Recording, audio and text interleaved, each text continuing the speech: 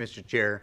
So in front of you is, if not some of Manatee County's finest, maybe the state's finest of law enforcement and school district, former law enforcement senior staff.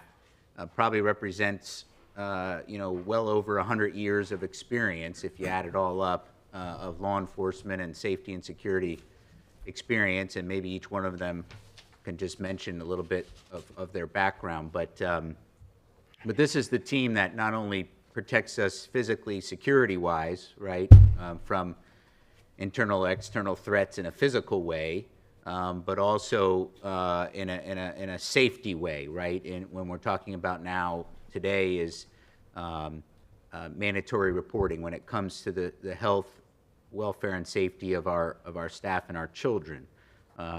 Things like sexual harassment or sexual abuse or child abuse, those type of safety issues which are so important. And this team in front of you, handles those things on a daily basis and does it with incredible professionalism and experience. We have the honor here to have our good colleagues, our great colleagues from the Manatee County Sheriff's Office. We know how well Sheriff Wells and his team partner with us, and we partner with him and his team, and the great partnership we have with the sheriff and his team. But with you right now is Captain Maury, and he can introduce himself and his experience, but also Lieutenant Julio Jordan, who also deals with these issues, but is also our the leader of our SRO, of the sheriff's SRO force that helps protect our schools. And then on the other side of the table is our school district safety and security leadership, and they can mention themselves. So this is really a great conversation. We had this conversation in front of our entire leadership team. We have, if you count assistant directors, assistant principals, and principals, it's almost about 180 senior leaders in the district. And over the summer, we held a leadership conference and spent well over, close to 2 hours hearing from Captain Maury and from these gentlemen, and worked through a lot of scenarios and issues with all those senior leaders to really, enhance and improve our way we handle all of these, cases. Almost every case, unfortunately, there are these cases in the district, but almost every case is a little different. It's hard to say, well, here's the stock procedure to how to handle every case. They're all a little different in how to handle these things. And the coordination we now have set up between the sheriff's office and our team has been working very well in the beginning of the school year. So, and that's what we're going to talk about a little bit today is kind of how this works and how this coordination happens, and how the sheriff's office handles these things, and how our team does too. So I think this is going to be a well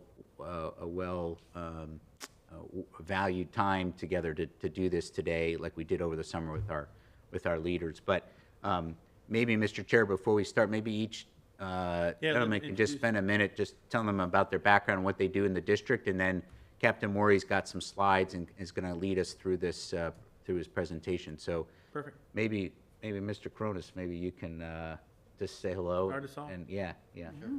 And then you got to share microphones, but okay. Yeah, budget cuts really. I'm kidding.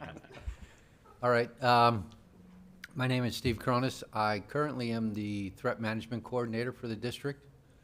Former law enforcement. I spent 20 years in law enforcement up in Wisconsin.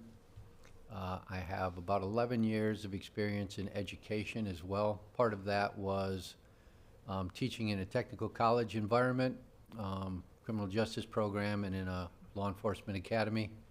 Moved down to Florida and taught at Braden River High School, then transitioned into the Guardian program. I was a lead guardian for the district for about 4.5 years, and was appointed or hired as the district threat management coordinator in October of 2023. So going on 2 years in this position. Thanks, Steve. Mr. D'Amico?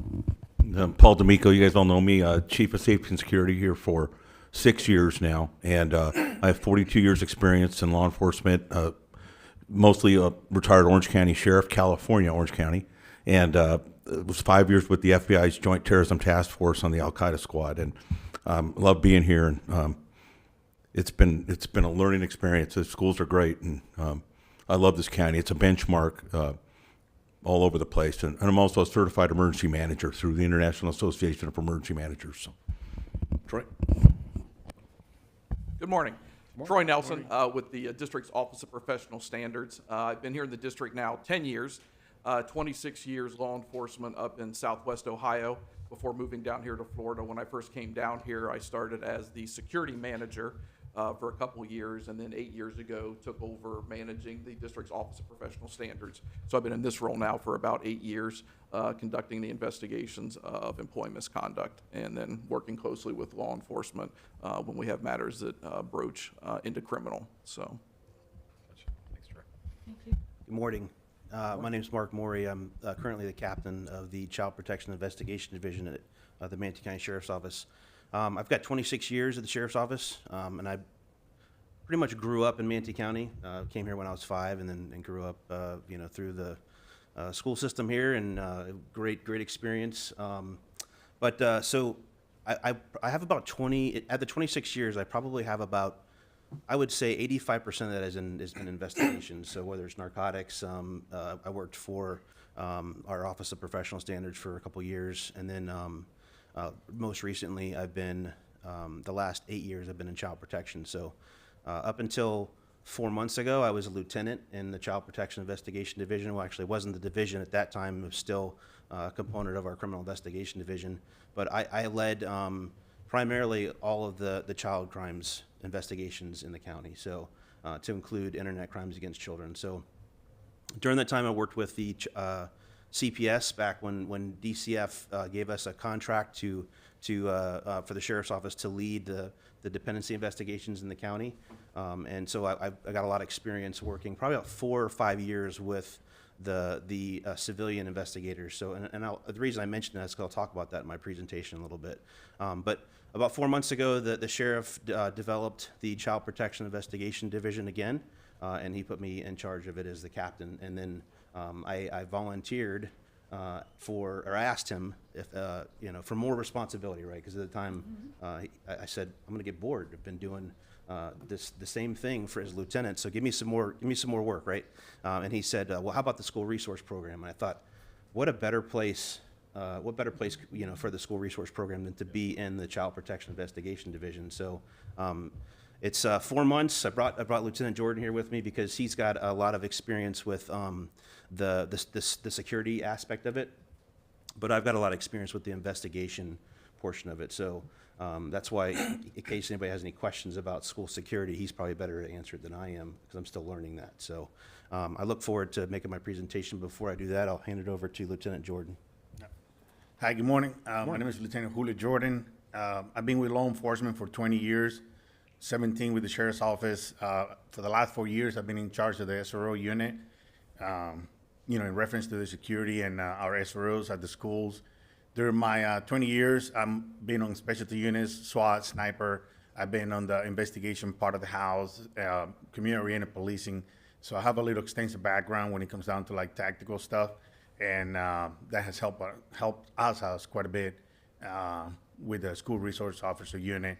A couple years ago, we developed a program where now our, SROs are starting to carry rifles and stuff like that, just to add more security to the, every time that we do something, is to add more security to the schools and make sure that they're, a hard target to hit. And that's always our goal, is to make the schools less like a jail, but a hard target to hit for the outside, anybody who thinks about doing anything with the school. So that's ultimately our goals. And, have the relationship with the kids too, and the staff. Very good. Thank you. All right, Captain Moore, you can take it away. Okay. So first off, I want to say thank you for letting me present this information to you. As Mr. Choate had said, the last semester was very difficult for both the school board and for for the sheriff's office, with the child crimes investigations that came up. But I got to tell you that the collaboration that has come from that last semester with Mr. Chapman has been phenomenal, and it's been a very good experience. Very serendipitous that it happened right when I took over as the captain of child protection. So I have had a lot of respect for everybody in this room and the response that they've had to that. So I want to say thank you for that. So I mentioned that I had almost 5 years with the dependency side of the house. So I've got a lot of experience when it comes to mandatory reporting, right?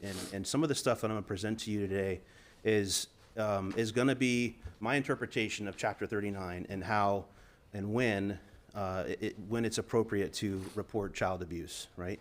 But you'll hear me say at the end of the day, do what you think you need to do to cover yourselves, right? To make sure that you're reporting those incidences. Where I may not report something because of my training experience, and I can suss out a lot of the information that would say, you know what, I've done a limited investigation and I don't think that I need to call the hotline because I've determined that this case is unfounded. I'm comfortable doing that. But a lot of the people that don't have the experience, they may just want to err on the side of caution and report it to the hotline, right? So I'll say that right off the bat. I'm sure you'll have some questions, and I'll try my best not to contradict what I tell you to do when it comes to reporting. But at the end of the day, everybody says just to be on the safe side, report it if you feel like you need to. Okay. Real quick, Captain, and I don't know if you mentioned this and I missed it, but is this the same presentation that we gave to leadership this summer? Great point. Yeah, I just want to make sure, and this is again something we as a board said to the public, we will fix, and this is the way we fix it by more training and things like that. So yeah, it's a great point, Mr. Board Chair. It's the exact same presentation, and so when we conclude this, the next round will be another group of experienced leaders who will talk about some of the things we're doing internally with trainings and staff and things like that. So this is kind of part one, and then we'll have a part two to kind of wrap up this whole how we're enhancing and really doing more to make sure that our staff, our kids and our staff are being protected. So thank you. All right. So child abuse investigations all comes out of Florida State Statute Chapter 39. If you ever care to read it, it's a big statute, and I usually just limit myself to the investigations portion because that is where all your mandatory reporting laws come out of, and that's where I really the bulk of my responsibility as an investigator comes out of that investigations portion of Chapter 39. So who is a mandatory reporter? The answer is everybody is, right? Sometimes there's a misconception that says, oh, I'm not a teacher, or I'm not a medical professional, I'm not a law enforcement officer, so I don't need to report that. Well, you're wrong. Everybody is a mandatory reporter. If you're an average civilian and you come across something that seems like it may be child abuse, you're mandated to report. There's a little bit difference when it comes to being a medical professional, therapist, law enforcement officer, teacher, and the fact that the difference is you can't remain anonymous as that particular mandatory reporter. That means the complaint in that report to the hotline is going to list your information as the person that made that complaint. Don't be alarmed because that information is still confidential, and the people that are investigating that, to include law enforcement and civilian personnel, can't divulge your information, right? So, and it's also exempt from public record. It's not public record. So, anytime someone does a records request, all that information is redacted. I just mentioned that because there are a few differences. There's also some differences in maybe the repercussions for not reporting, not just for like criminal repercussions, but you may lose a license, lose a certification, something like that, because you don't report that incident. So of note, if you read in the slide, it says that a person is required to report immediately either to the hotline phone number or to the electronic database if you have reasonable cause to suspect that any of the following has occurred: child abuse, abandonment, neglect by a parent or caregiver. So, and again, most reporters can report an anonymous complaint, but as I said, the school teachers and certain people and law enforcement, they have to disclose their information. Failure to report the child abuse or neglect could result in a third-degree felony. So that's a third-degree felony is a up to $5,000 fine or a year in jail. I had a question on that. So who would determine, is the legal side, I'm guessing, to determine if that wasn't reported when that individual that did know about it would be charged? That would be a legal investigation? That would be something that the sheriff's office would Right. investigate. And Okay. there's a lot of nuances to that investigation, and it has to be really egregious in order for us to charge somebody with that. You know, we look at serious incidences where maybe a parent knew that it was going on in the home and didn't report that, right? That would be something that we would investigate. That would be something that would be egregious. You know, it would have to be malicious for maybe a professional to not do it. And in my mind, with just the elements that I know of that, you know, we break that down into even to the jury instructions when we're looking at charging somebody with that. And what does a jury need to see in order for that crime to be upheld in a judicial process, right? So, you know, again, there's a lot of nuances to that. So it's not like if you don't report it, we're going to come and arrest you, right? You may be investigated, but you know, that's just to tell you that, listen, this is a serious, it obviously it's serious enough that they made it a felony. Right. So it's not only is it the right thing to do to report something, but it's also legally obligated to do that. Okay, very good, thank you. So there are a couple options for reporting. You can do it by phone, which is they have a 1-800 number. It's listed here in the slide. This is the fastest way to get a response from DCF, and I say that because you could report it over their website, but for some reason, and this is a DCF question and answer, but they prioritize those intakes by the phone calls over the web reports. Wow. So a lot of people don't want to call the phone because of high call volume. A lot of times they'll be on the phone on hold for 20 to 45 minutes, right? So just know that when you report something by phone, that goes to the local DCF office faster than a web report would. And this is there have been instances where a web report could take up to a day to get to the DCF field office in Manatee County. Captain, can you just, because people are watching, or, you know, or will watch, can you just help define what DCF means and who are they in a way, you know, and Sure. and how they differ maybe from law enforcement or the sheriff's office, right? Okay. Yeah, so DCF it stands for Department of Children and Families, right? And they are a a Florida government-led organization that investigates the dependency side of the child crimes. So where we have a very narrow focus in law enforcement with probable cause, they have, and it's outlined by the statutes per the crimes that a person would perpetrate. Department of Children and Families has more of a holistic approach to it. So where we may have to develop probable cause in order to detain somebody or to make somebody do something, they have a broader ability to do it based on the dependency system. So I'm trying to think of some examples. Like perhaps you're looking at a case where you think that the environment is so bad or the child is not safe and they need to be removed from that home. I, as a law enforcement officer, don't have the authority to remove that child, but DCF has the authority given to them by a civil judge that says, I'm going to generate a civil order that says, you know, law enforcement is to take this child into custody and hand it over to DCF.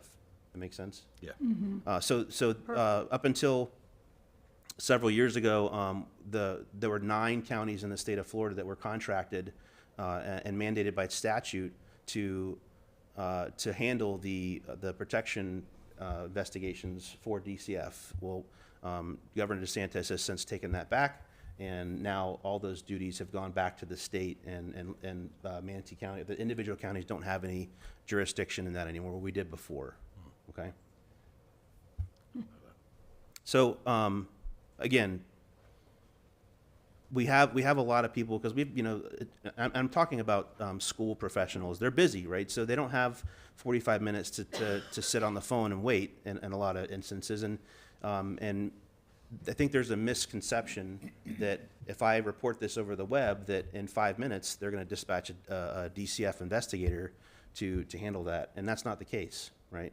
Unfortunately, it's not. And I don't have any control over that. So there's 2 types of responses in DCF investigations. And again, this is me telling you from my experience. I have not taken a pre-service class. I've not to be an investigator for DCF. I'm not, I'm not employed by them, and I don't, this is just from my interactions. But 2 types of responses. There's an immediate response, which if that intake indicates that the child is in immediate danger, or if there's certain triggers from that particular complaint, that's what dictates an immediate response. That means that goes to the field office. As soon as the field office gets it, the investigator has to drop what they're doing, and they have to go and handle that call immediately, right? The other one is within 24 hours. So if it's a lesser incident, maybe environmental hazards, maybe it might be drug use allegations for the parents, then that might come in as a 24-hour.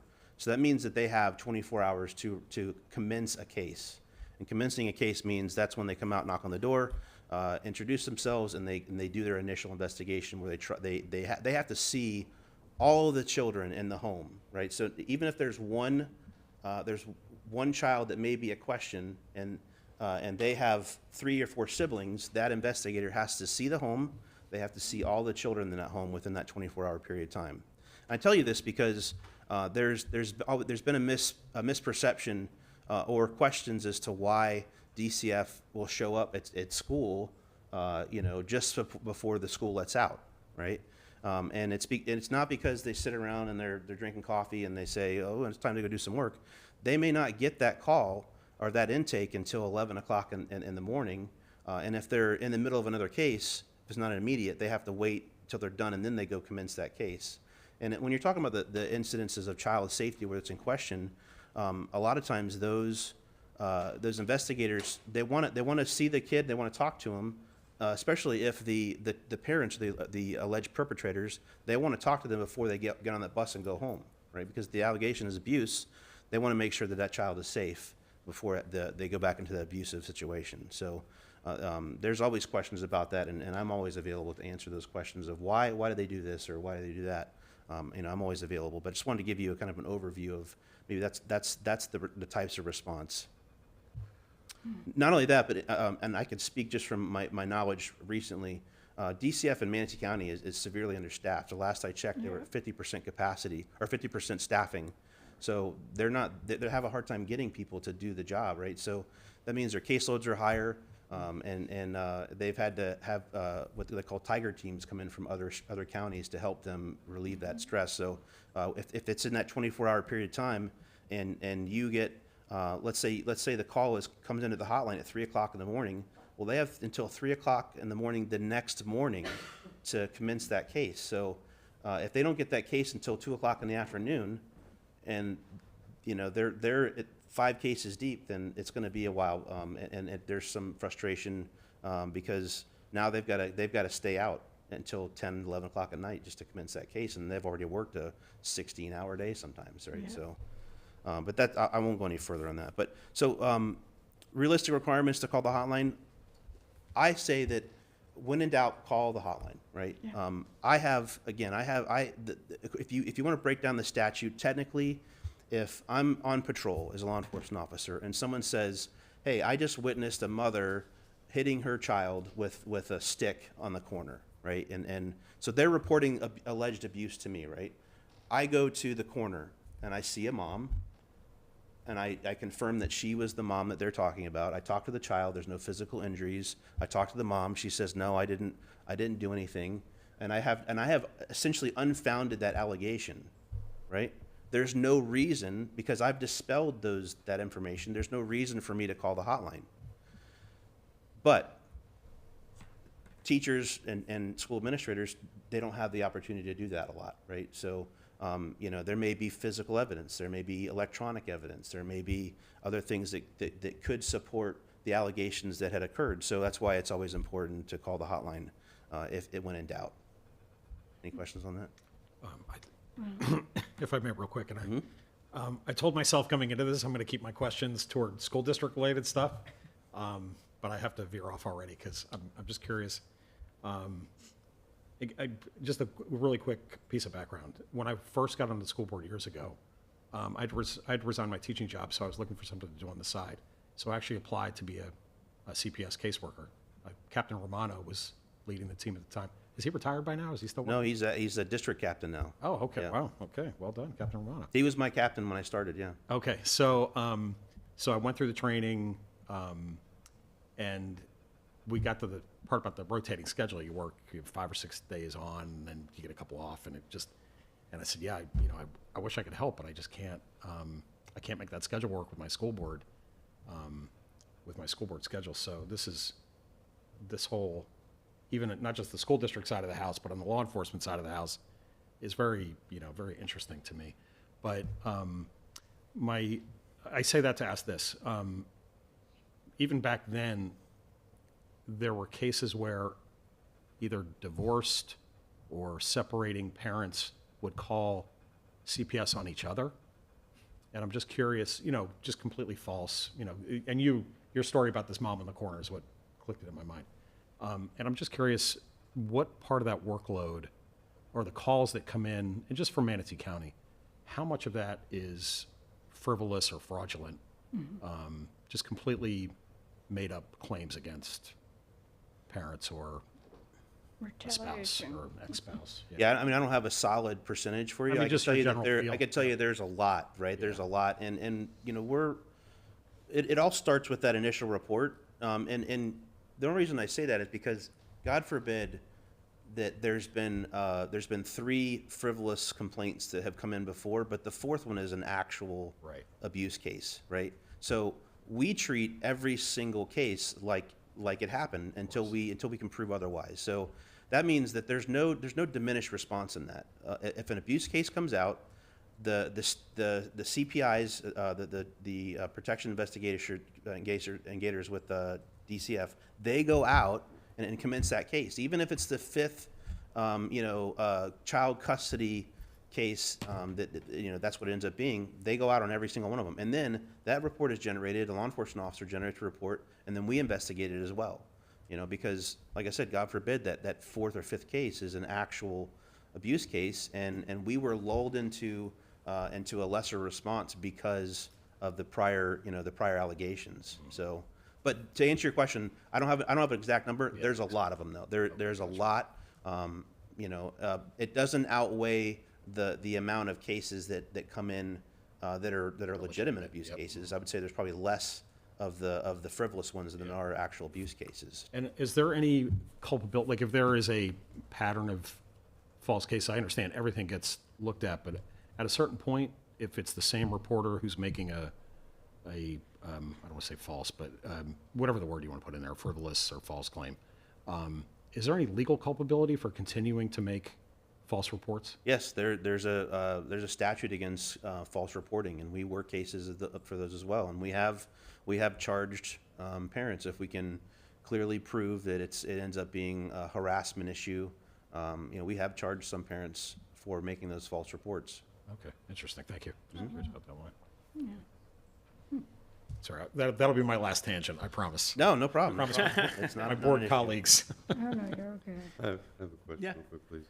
So the process you talked about for who should report and when you should report was a little different than my understanding.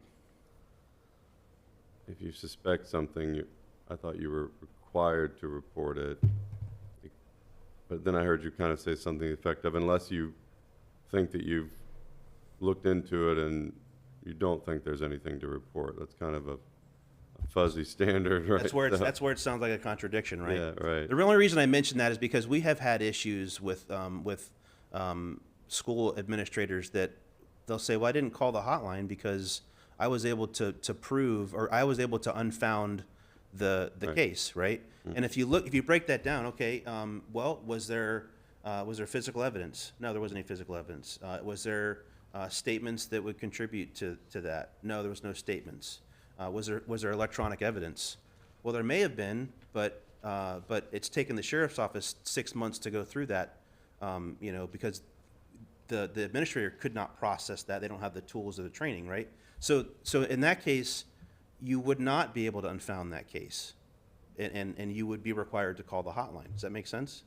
Yeah, but to ask non-law enforcement trained personnel to kind of make those judgments on the fly, like, And I would never ask them to do that. What I'm telling them is, I'm trying to give you a breakdown of the requirements and my response in some cases. And I'll tell you this is why. Because working with DCF, when CPS was in-house, I would get deputies who would write reports and then say, went out to an alleged child abuse case.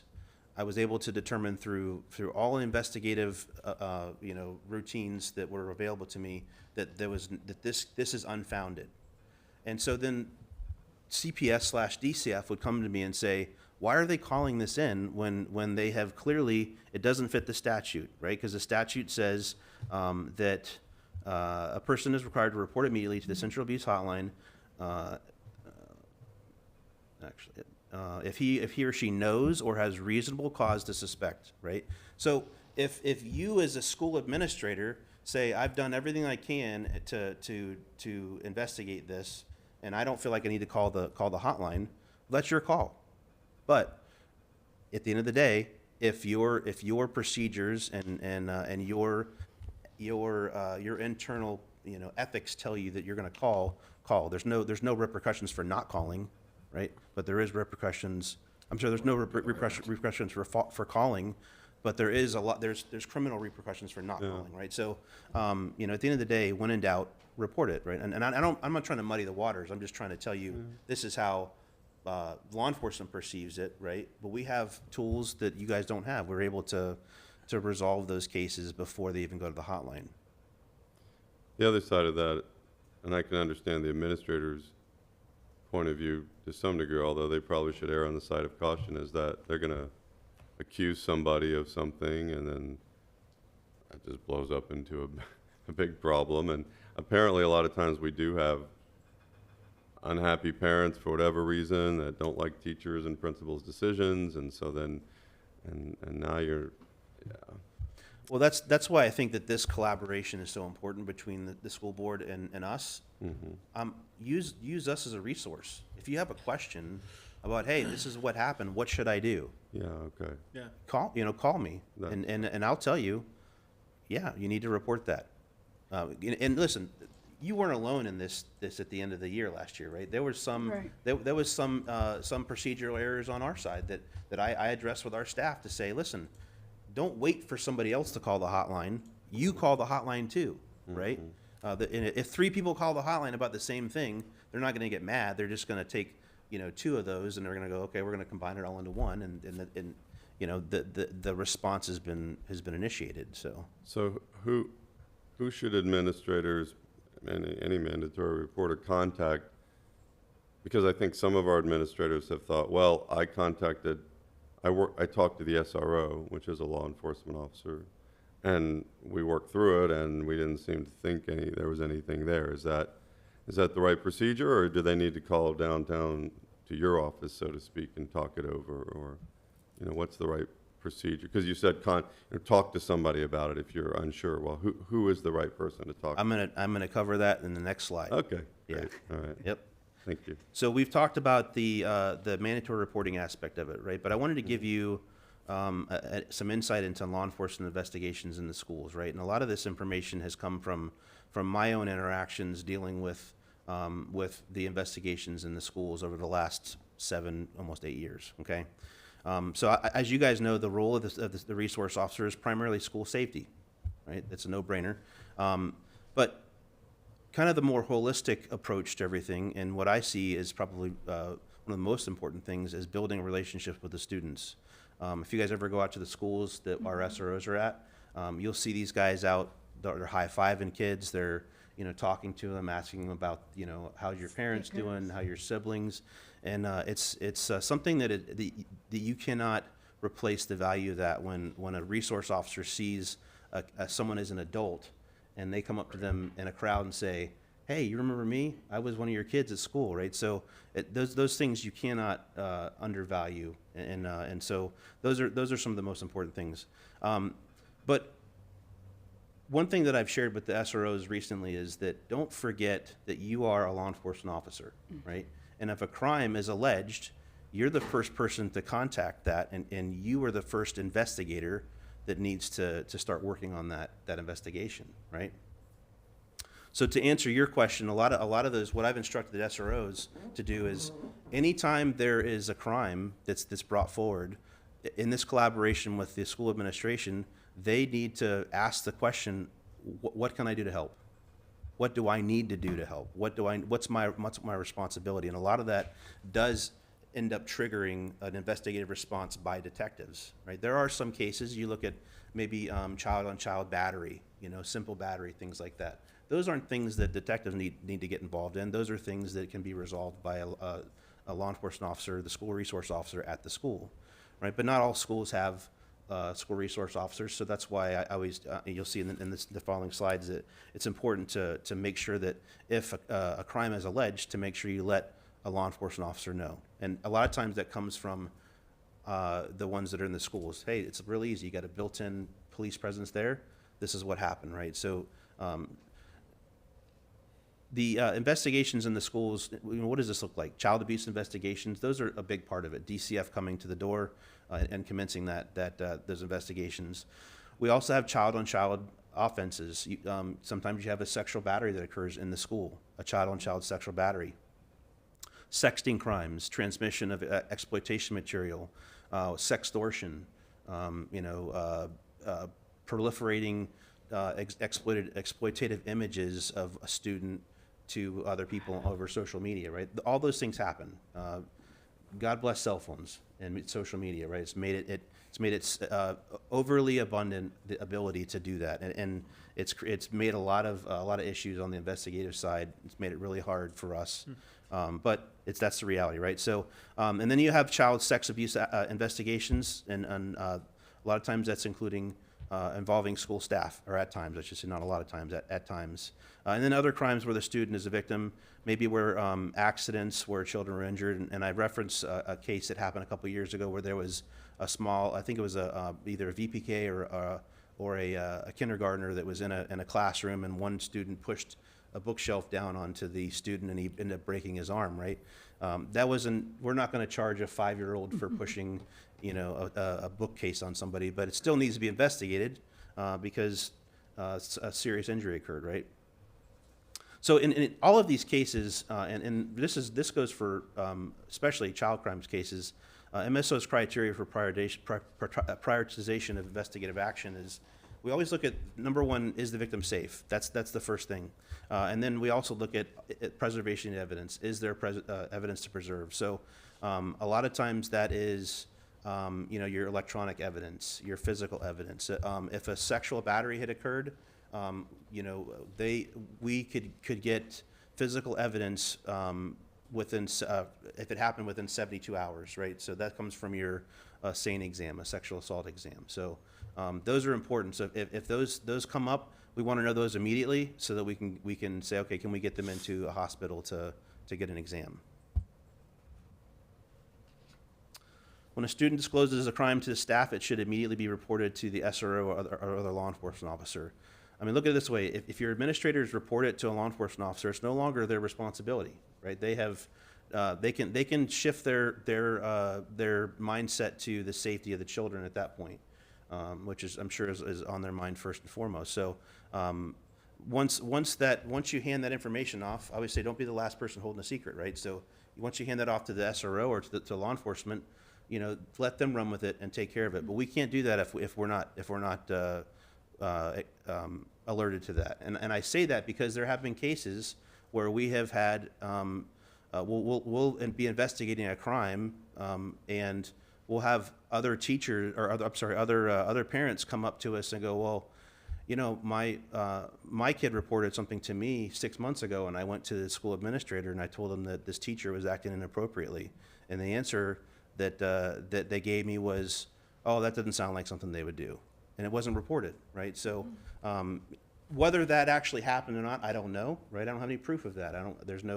We look into those things, and sometimes they're not verifiable. But I'd say all that to say, if someone comes to you, and even though it may not seem likely, you need to report that, right? Question here real quick. Yeah.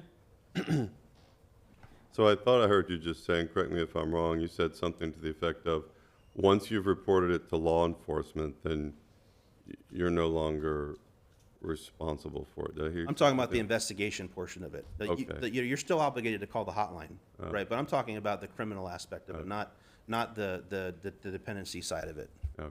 Okay? Okay, great. Thank you. Thanks for asking that. Appreciate that. Wait, you just But even said, after you call the hotline, right, so there's 2 steps to this, is what I'm hearing. Call the hotline and You've call. notified your SRO or a law enforcement officer, but you're also required to call the hotline. That's right. Okay, I want to make that very clear to people. has it always been like that? Right, You're not statutorily required to call law enforcement, like but you are statutorily required to call DCF. But it's been like that for 5 years, 10 years, 20 years, forever. I don't know. I don't know why you wouldn't let law enforcement know. I don't. I mean, I'm Right. sure that I know that there has been. I can even think of a few instances where someone has called DCF but not called law enforcement. Right. Because and I only tell you this. Honestly, I think it should be the other way. I'd rather call someone local that's there, boots Sure. on the ground, than rather than, Sure. a hotline that's going to route it to whatever. Yeah, I mean, I say call law enforcement first because, there's a timeline going on here. There's evidence that may be lost. There's, our goal in law enforcement is to provide justice to the victim through a successful investigation, right? So, if I'm handicapped and my hands are tied by a delay in reporting, or maybe someone goes and they contaminate a crime scene, it's really tough to prove those cases, and it doesn't uphold the integrity of those cases. And so that's why I say you may not be statutorily required to call law enforcement, but please, please, please let us know, right, so we can do our job. That's where I think some of the confusion lies. I don't know if you were, I hear something in second period. I go to my SRO. I tell them that, hey, this is what I heard about Chad, and I think I'm done because I've told law enforcement. I think that's definitely some confusion. With the hotline, if I'm going to go tell the SRO, we're going to sit there, I go to his office or I call whatever, however that interaction happens, are we then saying, hey, and how we communicate this to our teachers and administration, I think is key. Are we at that point, I'm sitting with you as the SRO, we're sitting there, I'm telling you this, I haven't called the hotline yet. Who calls the hotline at that point? Do we both? That's my Do question you? right here. Do me, not you? If we're sitting together in the office and you say, hey, I'll call the hotline, am I exonerated? I'm good because I didn't call. Do you know what I mean? That's where I think there's a real muddy water with all of this. Yeah. Is I personally would feel like if I'm telling the SRO and the SRO says, I'll call the hotline, whether they do or don't, I mean, that's on them. I would feel like I wouldn't have to call because I've talked to law enforcement. Sure. So that's one of the issues we ran into at the end of the school year last year, right? Right. And it was like groupthink mentality. Someone's going to do it, right? But nobody said, I got it. Right. There's a reason when you do CPR, you're like, you in the blue shirt, go call 911. It's because everybody else says, well, they'll call 911. Yeah. But then nobody calls 911, right? So Right. It's important to that somebody does it, right? And Sure. so that's why I told my folks, I'm like, listen, don't wait for someone to call the hotline. You call the hotline, right? And then if I were you guys or the school system, I would say, make sure that regardless of whether you told the SRO, you need to call the hotline. Because again, the hotline's not going to say, oh my gosh, I've gotten 5 calls for this one incident. Please stop calling. They're not going to do that. Right. What they're going to do is they're going to roll them into one. Or they're going to, thank you for letting me know. Someone else let me know, right? So I said, to be on the safe side, everybody needs to call the hotline. Okay. Mr. Chair, and essentially that's what the directive was from me as the superintendent to the senior leaders, right, is call the hotline. Right. And now with this even better or enhanced partnership with Captain Maury and his team, so, as staff handle that with their principal, right, their school admin, right, the principal then calls Troy or even Paul D'Amico, and then what that happens is then we make a quick decision, or even Troy or Paul does on their own, to call the captain if they haven't already. And that's been working these first couple of weeks of school, because the captain's been able to say, hey, let my team go in there first, right, before anybody talks to that teacher or parent or whatever, and that's worked really, really well. So the hotline call, automatic, now call the Captain Maury to make sure, even if you talk to the SRO, call Captain Maury, tell him what's going on, and then it flows from there. And we're not missing a beat in that either. It's all very quick. So that's been working very well. And again, this is not all these are very serious things, but of course when it's life-threatening, right, we've got buttons and we've got all kinds of things to do, and all the teams are trained when it's life-threatening, right? But in these cases, these series of phone calls has been working very, very well. So, and we can get into that more, but that's what the training really helped over the summer, or that refresh, was to say, our directive now is to call, and that's what our principals have been doing. So, Troy. If I might interject real quickly also, and correct me if I'm wrong, Captain, but not all crimes are child abuse either. As he referenced, if you have an assault on the campus, 2 kids are fighting, that type of situation doesn't have to be called into the hotline. If it's a child-on-child fight, of course, that's going to be reported to law enforcement to determine those types of things, thefts, we're not inundating DCF with calls of every crime. It's only crimes that are affecting the safety, health, and welfare of the child where it could be considered abuse. So, Troy, if I may, so Right. it has to, the adult abuse or neglect of a child, not a child. Yeah, child abuse is where a caregiver, an adult, and somebody in charge of the child is causing some type of abuse, abandonment, or neglect of the child. So child-on-child, well, I take that back. Child-on-child sex offenses should still be reported to the DCF hotline as well. But when we're talking about a fight in Bullying, school, something bullying, like that, fight that in goes, school, that's yes, that. we're not calling the hotline for that. We're letting Right. law enforcement know.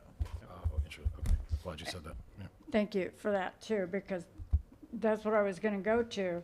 In slide 4, if there's a child-on-child sexual misconduct, I'll say, to keep it clean, that you do call the hotline on that. I mean, if you have okay. And then, when you're talking about the hotline, that goes to the state, or does that go to our local DCF? It goes to the state. Goes to the state. There's a clearinghouse up there that all the complaints come into, and then they farm them out to the individual counties based on the location. Yeah, because you said it's either 30 to 45 minutes on hold if you call a hotline. And that, 30 to 45 minutes as a school administrator is a long time to stand around with your phone on your ear. And I don't know if there's a designated person at a school that would be doing that part, but I'm like, okay, wait a minute. If we have local DCF, would that be, you're saying for our staff to call your office, which is a local agency? No, What Okay. I'm saying is if you're going to report it to the hotline, you still need to call, either do the phone call or do a web report, right? But you also need to call law enforcement so we can get our investigation going as well. And I think again, where we got into a problem at the end of last year was everybody was assuming that everybody else was calling the hotline, right? So that's why I'm saying it's just a better practice for everybody to call the hotline. Right, and that's what I have here, you know, initial report to SRO or a law enforcement officer. And then if that initial report is done, then is that conversation, is there a conversation, I'll call DCF, I'll do the hotline call?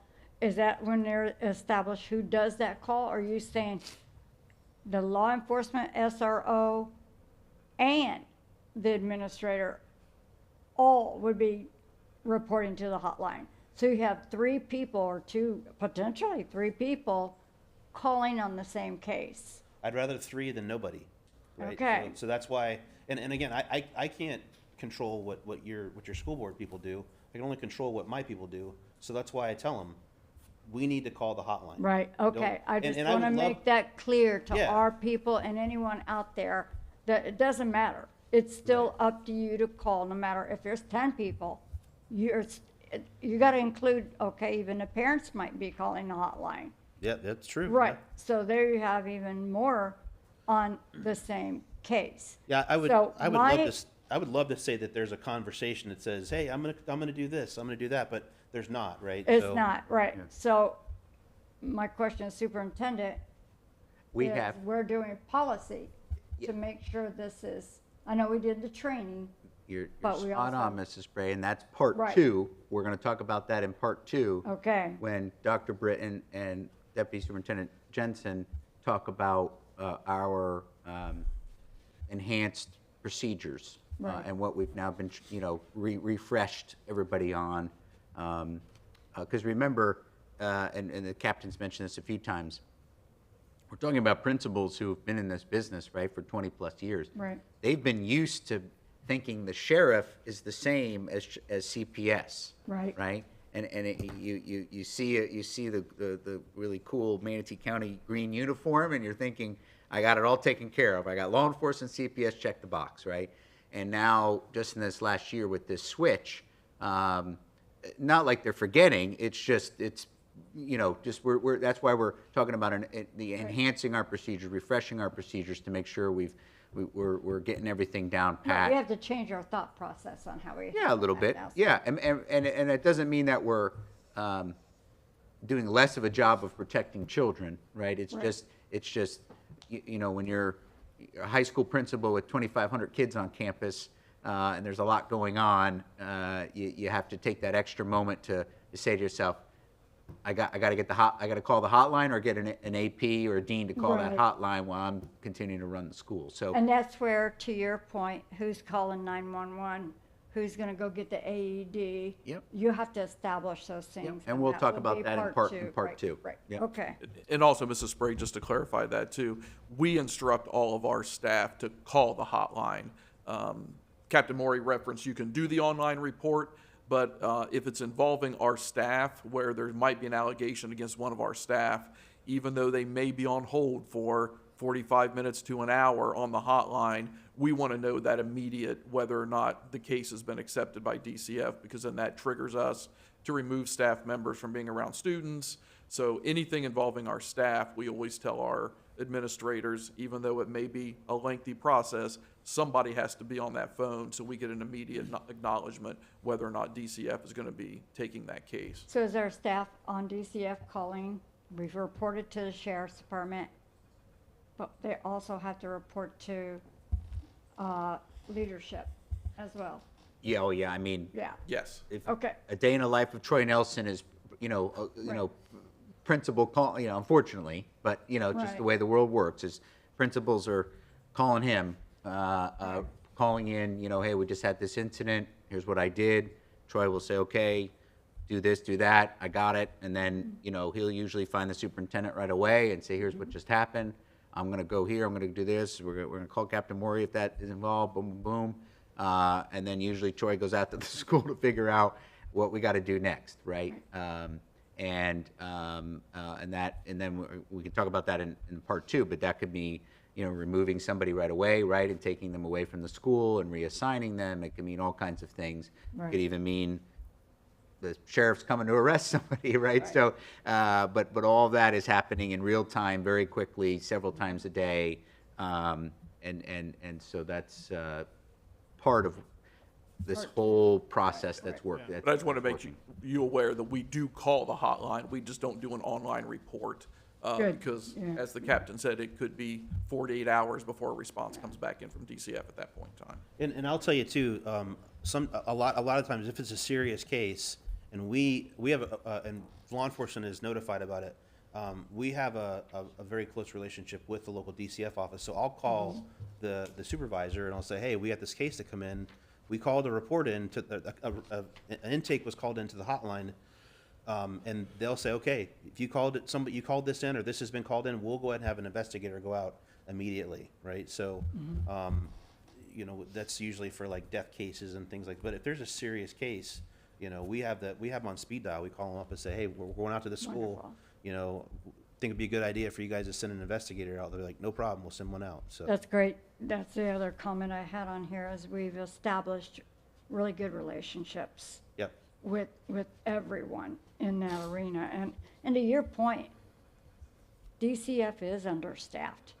That is one of the, I mean, in my other board roles, that's one of the things that we talk about, is how understaffed it is to get people to work in that arena. The whole foster, that's all right. That's good. The foster arena, the abuse arena, all of that involves DCF, so Shoot. We can't turn those off, sorry. it's okay. It's all right. You're watching this in real The time. Mrs. system Gray. works. That's the thing there, so better go. Do we need to take a couple of minutes here? No, my guys got it. All right. I got the sergeant. I got you, Miss Felton. I was just waiting for her to be done. You're up, Miss Felton. You're up. Good morning. Morning. Hi, Captain Maury. Hi, Lieutenant Jordan. It's been a while. I haven't seen you in a bit, but I hope you're doing well. Some of the things that I noticed being in the classroom is that if a child discloses to you, you should be the one to call the hotline. So if a child discloses to me, it doesn't matter that I am the teacher and now I have to, you know, I've got 30 kids in my classroom. What has happened before is that I let the principal know. The principal sent somebody in to cover my class, and then I was able to go sit on the phone with DCF for however long it took to make the report. Because otherwise the principal's saying, well, the teacher told me that the kid told them, and, you know, and it's that telephone tag thing. It's better to come straight from the teacher. And school staff, in my experience, have been really good about, well, I'll cover while they make that report. And so once I reported it, I immediately let my principal know. I call DCF. The principal takes care of the law enforcement and the SROs and those sort of things. And I don't know if they call too, but just as long as, you know, I think whoever it is that first receives the report or first notices the injuries or first finds out information should be the one to call rather than passing it on to somebody higher, because you have the most information. And of course, we've all done the abuse training online that we do at the start of every year, about what things to look for and all of that. So, you know, that really brings together both of these aspects of what we need to look for, and then what we need to do when we report. That's it. Thank you. All right, so I'll try to get through this other stuff fast, so I don't keep you guys too long. But I do. It's important when we talk about interviews, right? The interviews should be if there's a child that's a victim at a school, the interview needs to be conducted by either the school resource officer or another law enforcement officer. And there's a reason for this. When you talk primarily sexual abuse cases, there's an administrative order from the judge that mandates that we have when I say we, law enforcement, DCF, there's limited amount of interviews that we could have with these children. And there's a reason for that, because, you know, children sometimes have a hard time establishing the truth from a lie. You know, if they're younger or maybe developmentally delayed. So we're mandated, we're allowed to, what I call a fact-finding interview, which usually is between law enforcement, or maybe sometimes it's DCF and law enforcement together. They get a fact-finding to get it what's called as an initial disclosure, which then triggers the next response, which would be a trip to our Child Advocacy Center to have a specialized interview done by someone who's trained to interview children, right? And this is so important because, you know, I would say 50% of that case, the integrity of the case, relies on the child's disclosure. And if you go to, if you don't do that properly and you go to a jury trial, a defense attorney can say, hold on, timeout, you violated this administrative order, or you didn't properly interview the children, and that interview could get thrown out, right? So that's 50% of your case. So that's why it's so important. And I mention that because we have had cases where, you know, if there was one case in particular, there was a sexual battery between two high school students, and one of the, I think it was maybe a counselor, brought them both in and questioned them about it when they were staying in the room together, right? And they ended up, you know, the victim recanted and the suspect denied it, and then she went home, told her mom called law enforcement, we got involved, we got the initial disclosure because she's no longer in close proximity to that suspect, and we ended up getting a confession from the suspect as well. So so that's why I say it's important for those interviews to be done by, you know, the proper way, right? So give us the first bite of the apple on that, if we would really appreciate that.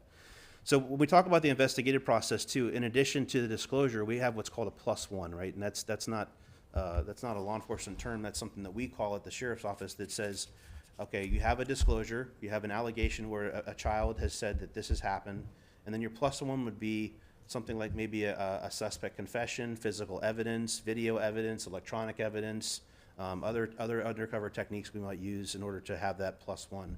Because up to that point, you just have it's one person saying that this happened against the other person saying that it didn't happen, right? So a lot of times that's what makes or breaks a case. And another thing that could be considered a +1 too is a similar fact evidence. So if we've had cases. This is just in law enforcement in general. We've had cases where 2 years prior, there was an allegation of an adult doing something to a child, and we couldn't prove that because we didn't have a +1. Well, 2 years down the road, that person offends on another person, and now we have a similar fact case that we can use that information for a +1 and get a conviction. So, so those +1s are very important, and especially when you're talking about the texting, sexting, sextortion, all those, that's heavily relies on electronic evidence. And I wish I could send a subpoena to Snapchat and they would reply in 24 hours. But we've had cases where they reply in 3 months and they say, well, you didn't include this, so we have to resubmit a subpoena, and then they take another 3 months. So some of these things take 6 months at a time, right? And it's very frustrating. So when we talk about crime scenes inside the school, if an incident occurs on the school grounds, there's always a potential for a crime scene, right? The responding first responders, to include emergency personnel, law enforcement officers, or the school resource officer, must have immediate access to the scene. Why do I mention this? That the case that I mentioned about the student that the other student pushed the bookcase down on.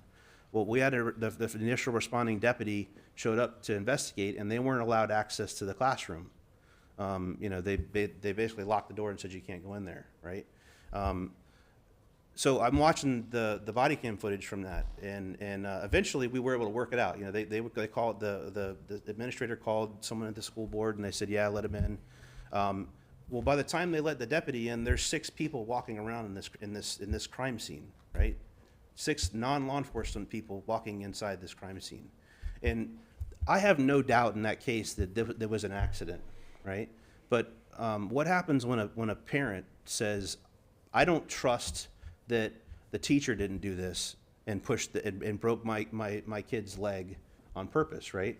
We know that didn't happen, but allowing us to have access to that crime scene and do a thorough law enforcement investigation protects everybody involved from the what ifs, right? So that's why I mention it. No matter how insignificant it may seem of an incident, the scene integrity is very important, right? And that's just something that I look at all the time. And also, if there's potential evidence found in a scene, please don't remove it, right? It's a crime scene, don't touch it. If you can, I mean, obviously if it's a weapon or something, I don't want a weapon laying around. If it's for safety of the children, please by all means move that. But if it's something that may be evidentiary and you're calling me about it to say, hey, I found this in a classroom, and I say, okay, we're gonna come out and we're gonna take a look at it. What'd you do with it? Well, I took it out, it's in my office now, right? A lot of times to prove criminality in something, especially if it's a piece of evidence, I have to know where it was at, exactly when you found it, to protect the integrity of that evidence, right? If access to a crime scene is denied by school staff, criminal liability can be incurred, right? It could be a crime to obstruct an investigation. I'm not gonna start arresting teachers, right? But it makes it very difficult for us to do our job if we're not allowed access to that crime scene. Incidents perpetrated by school personnel could involve sexual abuse, inappropriate relationships, sexting, transmission of exploitation material, or physical abuse. If a complaint is received by a parent or a student, please notify law enforcement immediately and call the hotline, right? You want to make sure that the victim is safe, be mindful of the evidence, and then remember integrity at a potential crime scene. Some things to keep in mind: the suspect aware of the complaint, right? This is important, and this has been working out fantastically since we had that presentation to the principals and the APs. If there's any concern that maybe a teacher is having an inappropriate relationship with a student, we don't want the teacher to know, because the opportunity for us to try to take over that communication and solidify that crime it's gone, right? So I'm aware that it may not be feasible to do that. I get that. All I'm asking is that if there's an opportunity for us to take over that account before, or to investigate before the person knows that they're going to be investigated, please give us that opportunity. But again, you guys, they may have direct access to children, and that may be a safety problem. So remember, our rules say to the victim. So I'm not going to get upset if you're like, hey, he's got access to kids, or she's got access to children. It would have been an issue. But let's just have a conversation, before that happens, if we can. Is there electronic evidence? Do they have a phone with them, right? I don't want you guys taking phones from people, right? That's not what I'm asking you to do. But if there is evidence, let us know, because we may be able to take that and get a search warrant for it, right? Is there physical evidence? If it happened on school grounds and it happened within the past 72 hours, is there physical evidence? Clothing, anything that could be considered to be physical evidence, that may have some kind of biological evidence on it. Let us know so we can come get it, right? That a lot of those things will be our plus ones that we need to prove that case. And then are there other potential victims that have not yet reported? And this is tricky. I don't know how this could be accomplished, right? And I know, and one of the cases last year, we had the principal sent out an email to parents of people that were in that class, the kids were in the classroom, and they had my phone number. They would call me, right? And so it was helpful in the fact that it let me know that there weren't any other victims that had happened, right?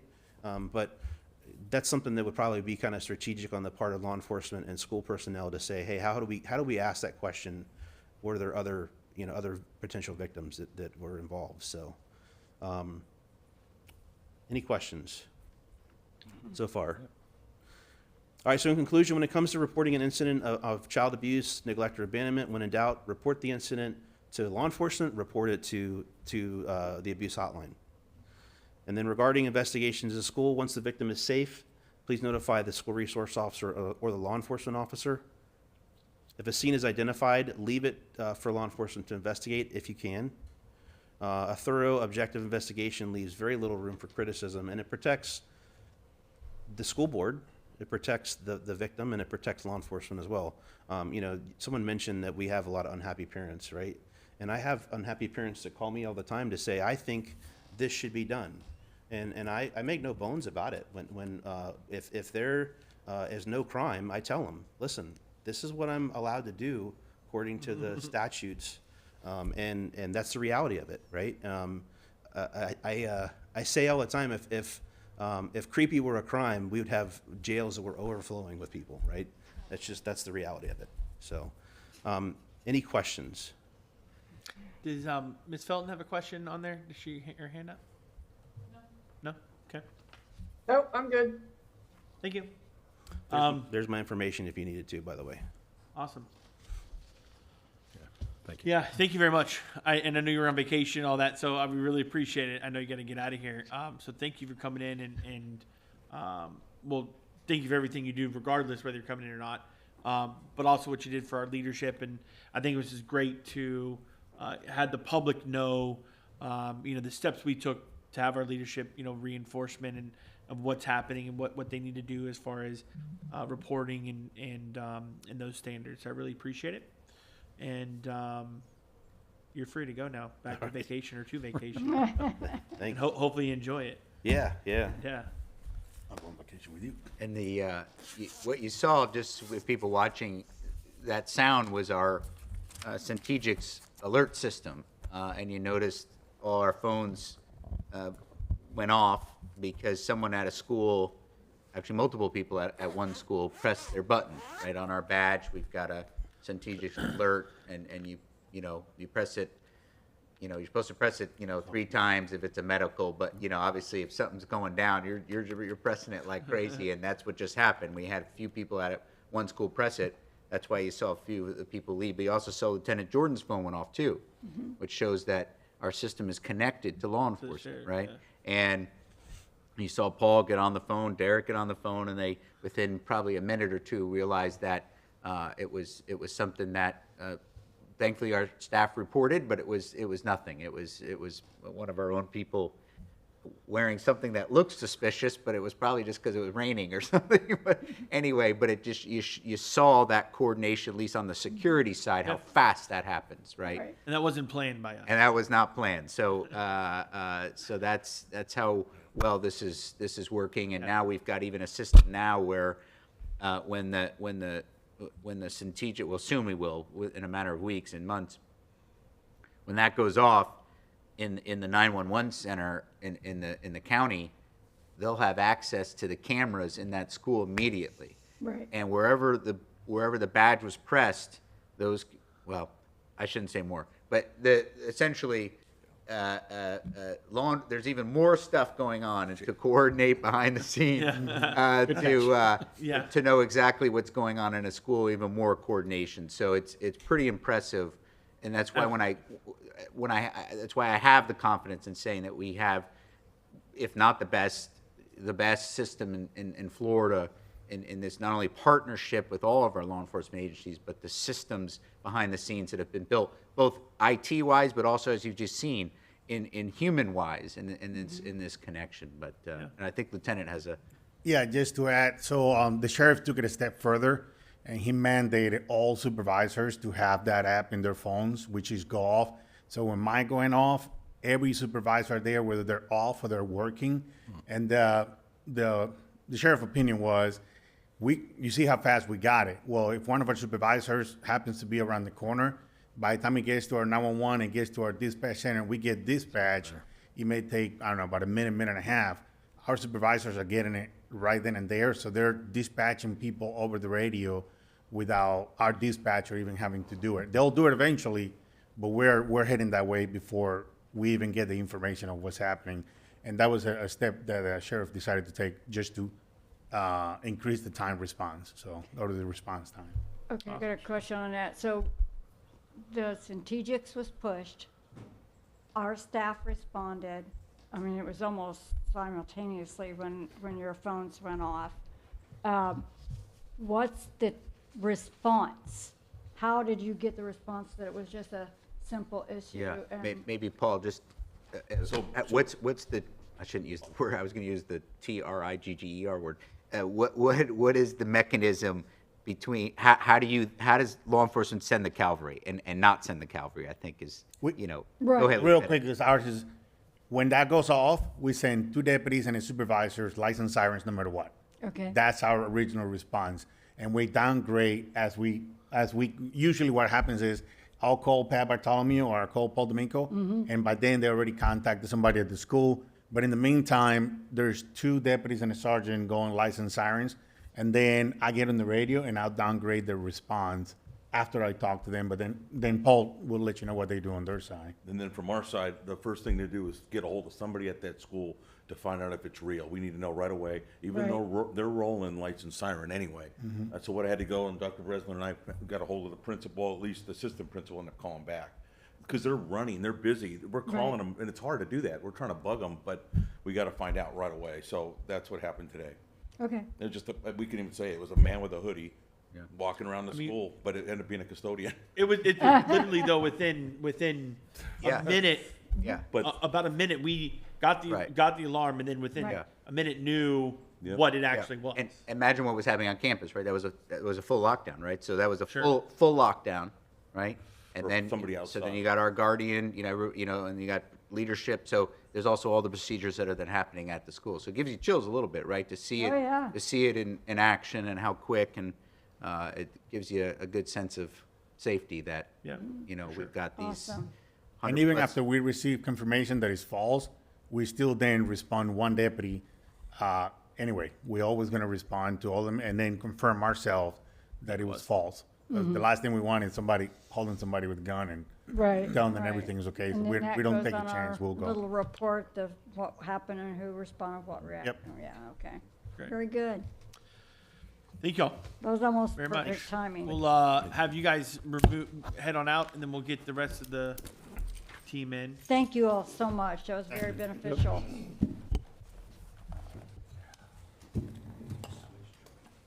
Thank you.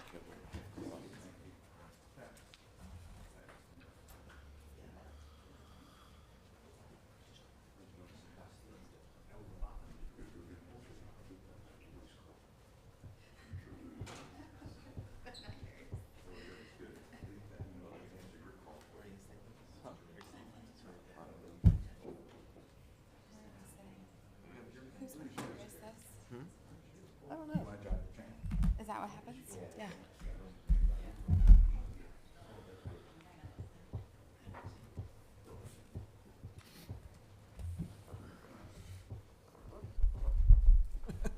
Thank you, sir.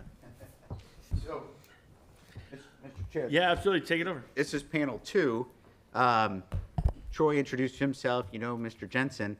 I believe this is the first time maybe Dr. Britton. We're going to load your slides, I think. Okay. Give it a second. There's a couple of conductors to that train. But while they're doing that, Dr. Britton, can you introduce yourself maybe and your years of experience to the board and to the people watching? So. Sure. Hi, I'm Dr. Christina Britton. I am the Executive Director of Human Resources. I started teaching 28 years ago. I was a middle school teacher down in Inglewood. I did spend some time teaching in Manatee County. I taught out at Sugg Middle School in the STAR program. I've also been an assistant superintendent in a smaller district, and then I was also first I was a middle school principal, then a high school principal, then an elementary principal. I've been an administrator for 18 years. So was happy to be hired on here. I've enjoyed my new job tremendously. I've been here since the end of March, and am totally impressed with this team, and appreciate their support, and have learned a lot. So, thank you for having me. Thank you Yeah. for being here. Thank you for being here. So I think we're going to load these slides, so I may kill Okay. some time for a minute. But Sure. so what we've done is, really, Dr. Britton's led this charge also with Mr. Penley, who's not here, Kevin Penley. But and this is what we're going to talk about is really the additional training and some enhancements that we've added to our procedures to what we were talking about before, Mrs. Spray. And you'll see not only what we have done, but what we're going to continue to do in the future here as we look to keep adding and adding to keep more layers of safety going on in the district. So are we ready? Now, I think, yeah. So I'll give it to Dr. Britton to run through these slides. There's 3 or 4 slides. Okay. Well, good morning. I know Superintendent Chapman heard your calls loud and clear in order to provide additional training for staff to help protect not only our students, but also our staff. So we've done a lot of research, and I've met with a lot of lawyers over the last couple of months. Mr. Penley is incredibly helpful with his network of other board attorneys, and lawyers within the state of Florida. So after a team review, one of the very first things we did was purchase the full suite of training offerings from Vector Solutions. If you remember, many years ago, we used to just do the Safe Schools videos. They started out with like 5. Well, their suite has expanded dramatically. They are based out of Tampa. The majority of all of their videos that we have purchased apply directly to the K-12 audience, whether it's supporting safety in terms of maintenance and operations or safety in the school. So they have an incredible list of an incredible library of videos and trainings that we can offer our staff. So these videos will replace several of the videos that we do in our onboarding, such as the sexual harassment video, reporting child abuse. They're a little bit more intensive, and then they do also include quizzes at the end that you have to keep retaking until you pass them. The videos are interactive throughout and then have quizzes to increase the awareness and accountability of the seriousness of those subjects. As we move throughout this year, we will have additional training in identifying sexual harassment in the workplace. For administrative staff, there's about a 60-minute training just for sexual harassment policy and prevention, and that's for both levels, whether they're working with staff or working with students. For all staff, we will be working on child abuse awareness and prevention, sexual harassment staff to staff, sexual harassment staff and student issues, as well as a series of what they call micro-learning, which is setting boundaries and signs of grooming, and that will be for all staff in the district. What I do like about Vector is they do have additional training modules, and that was presented to our operations team, including resources for transportation, food service, maintenance, and operations, so that they have a wider library available to them for some consistent training, and whether it's also for intervention and retraining with some of their staff. So it's a really incredible and robust selection. Somebody have any questions about that? I do. Oh, Jim. No. Go ahead, Ms. Mark. Okay, we've had, since I've been on the board, we've had 2 different training modules. So this is an additional one from the Know, Be Well, whatever It is additional to Know Before. Know Before is Know Before. Is a very, it's a great list of resources. They are very robust, especially in IT. So Right. they also had some additional modules on there for sexual harassment.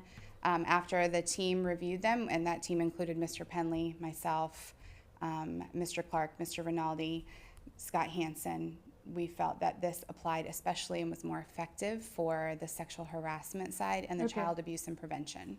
Awesome. Okay, so this is going to replace what they had initially. We're pulling that part out and Yes. putting this in. Yes, ma'am. Very good. That's all I had. Yeah, Dr. Britton, what is the, it says the videos will replace, so the 4 on your third bullet point down, the 4 trainings that are listed, those have not been rolled out yet, but they will this school year? Yes, sir. Yeah, okay. And roughly, do you know what for staff, what will the due date be on those? We have to look into where they will fit on some of our professional development days. Oh, gotcha. So we'll stagger those, because some of them, like the ones on the boundaries and the signs of grooming, those are 6 minutes long, but there's 5 of them. So that's a total of like 35 minutes. The sexual harassment staff to staff and staff to student issues are about 30 minutes each. So we want to make sure that we work with Ms. Barber at MEA and also the principals to support that they have the time in their professional development days for teachers to view these. Okay. Sooner rather than later, obviously, would be my goal. Sure. Yeah. No, of course. No, because I think I'm caught up on, and I didn't remember those, but yeah, I think, Chad, to your point at the beginning, you know, these videos is exactly what we talked about earlier in the spring with like, this is how we're going to respond to some of the the issues that we're seeing. And Mr. Kenny, we'll make sure, we are making sure that leadership gets these done immediately, once we're ready to go, right? Right. And then in our bargaining units, we've got to, like Dr. Britton said, work through the calendar, but leadership, SAMP, all that is going to take it as soon as it's ready. Gotcha. Anybody that doesn't have a contract day that we need to adhere to, basically. Yeah, okay. No, thank you for that. That's ridiculous. It's good to hear. Part of the job. All right, Title IX training, it's another aspect of sexual harassment, but Title IX, originally passed in 1972, prohibited sex discrimination in any education program or activity that receives federal funds. It was expanded several years ago and now is a much larger umbrella over any form of sex discrimination, including sexual harassment, dating violence, stalking, and retaliation for students and employees in the federally funded educational institutes. So it's a much larger piece of legislation at this point when it was reauthorized several years ago. So there are plenty of video services out there that we could purchase and interact with. Mr. Penley was very intent on providing intensive and in-person training. So we looked throughout the state of Florida and honestly throughout the nation, but one of the better ones was located right in Jacksonville. And so all school leadership and district director level teams will receive face-to-face training. We're looking at October in Title IX investigative and decision-making processes. Training will be intensive all day, face-to-face, with Kirsten Doolittle, who is an experienced Title IX attorney from Jacksonville. She works with individuals pre-K to 12 and colleges to provide Title IX awareness and training. So we will continue to enhance our current compliance, investigative and documentation processes.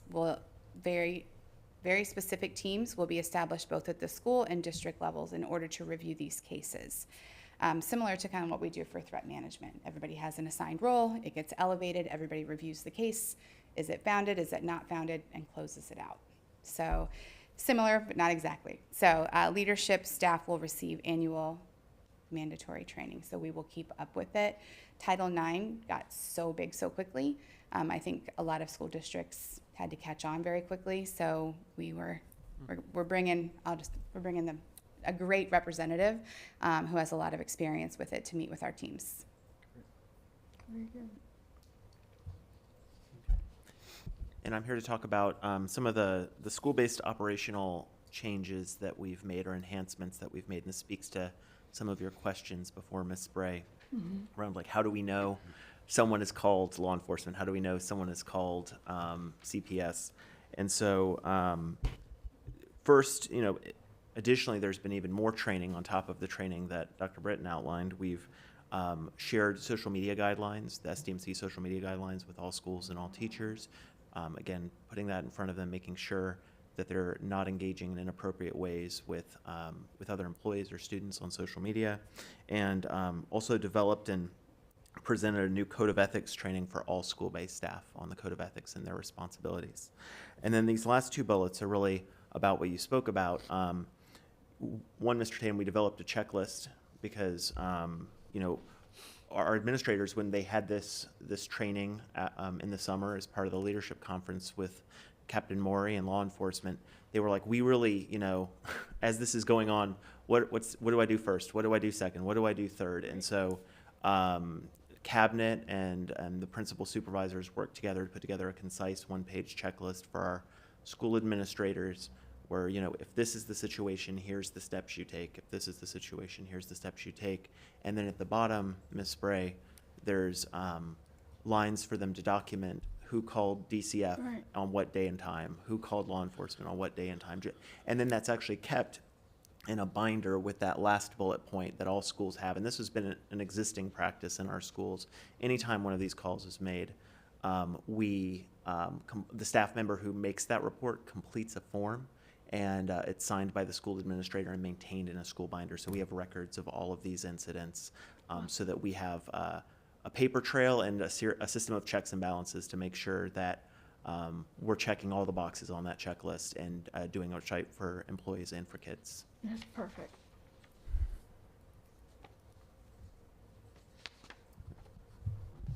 I have one thing. Dr. Britton, I just want to jump back to you for a second. I know Title IX is, the intent of the legislation originally was to protect women.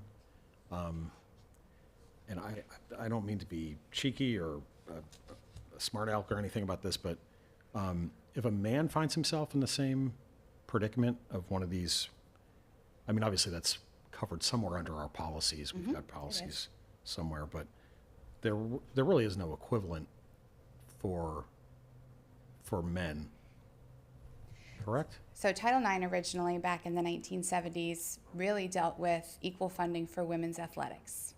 So that if there was a baseball team at a high school, there needed to be a softball team. Okay, right, yeah. So that's where it started. And as it has evolved over the years, it also covered any type of sexual discrimination, but it's either way. So if there is any type of harassment based on sex, I'll say sexual orientation, any of those types of things, any type of discrimination, it doesn't matter whether it's male or female. And I have dealt with all sides of those situations as an administrator and then, as a district level employee over the years. And it doesn't discriminate, but people do. So that's why it exists. Okay.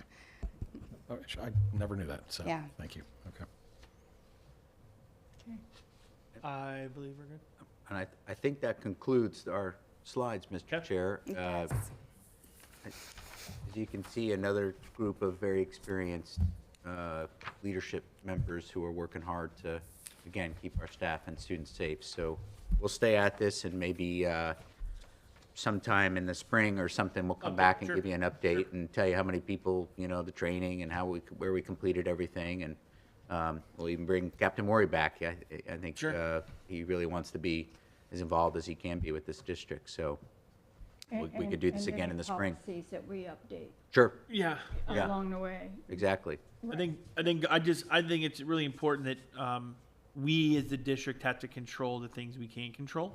Can't control everybody's behavior, right? But we can control the way we report things and the way that we're keeping things in the binders, making sure who keeping someone accountable that someone did call and things like that. We can do that as a district. We can't control 6,000 employees, but we can control what we do and the controllables that we have. So appreciate everybody's work on this. I know it was this summer, and it was something that we had some issues, and we've got to make sure we fix and do exactly what we can do at least. And I think we've done that, and I really appreciate your all's work on that. I'm sure we all do as a board. Absolutely. So thank you. And Mr. Chair, if I can thank you all, because you all have put pressure on me, the right kind of pressure. And so the community needs to know that you all have taken what has happened over the past couple of months in some of these cases and have really, been very serious about it and determined to make sure everybody was, safe and taken care of, but also, make sure that we've got the right procedures and policies in place and make sure investigations were done and discipline was had if need be and all that. So really the community needs to know that you all and Ms. Felton up here in space there, all 5 of you were very serious about this to this day and always will be. But the community needs to know that behind the scenes that there was a very strong effort to make sure we get this right. So thank you all for your leadership on this. It shows you how much you do care about our staff and students and in every way possible. So thank you. Thank you. Thank you. All right, we're going to take a recess. We'll come back, let everybody come in. I know we've got our consultants ready to roll, but we'll take a 10-minute recess. Awesome.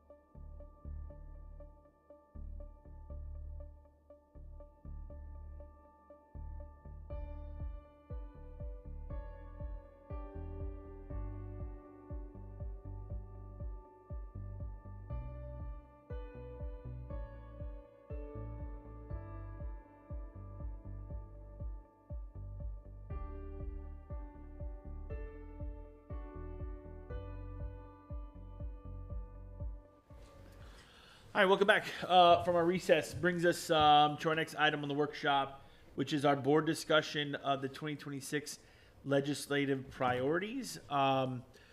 Chapman, I'm going to give it to you to introduce our consultants here and kind of what we're getting out of this session today. Yeah, thank you, Mr. Chair. We, in the past, many years ago, we used to do this in like November, December or something. We'd be a little late to the draw, so we've been trying to do this in that August, September timeframe. We've got another early type session this year, but our Sunrise Consulting has been helping us for many, many years, have been great friends to this district.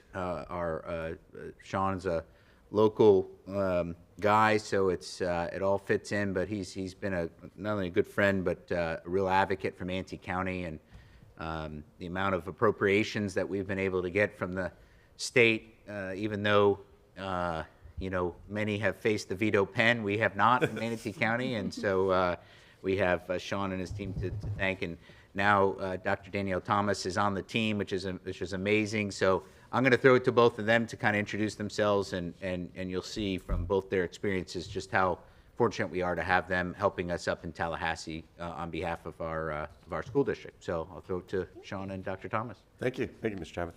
It feels just like coming back to home and seeing some good friends. I haven't seen you in a while. See you, Sean. Good to see you, my friend.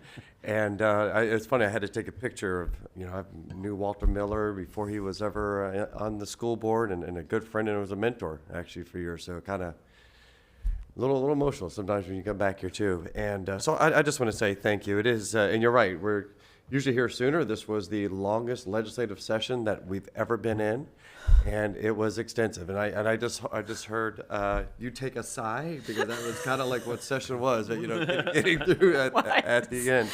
But I want to, as you see, I know you all know Dr. Danielle Thomas, and we were working on this for, I'd say it was like the best kept secret for folks for over 6, 7, 8 months. Yeah. And bringing her on board, and just, when you had this conversation with somebody and bringing her on, and what a great fit that she would make, not only for our team, but for our clients.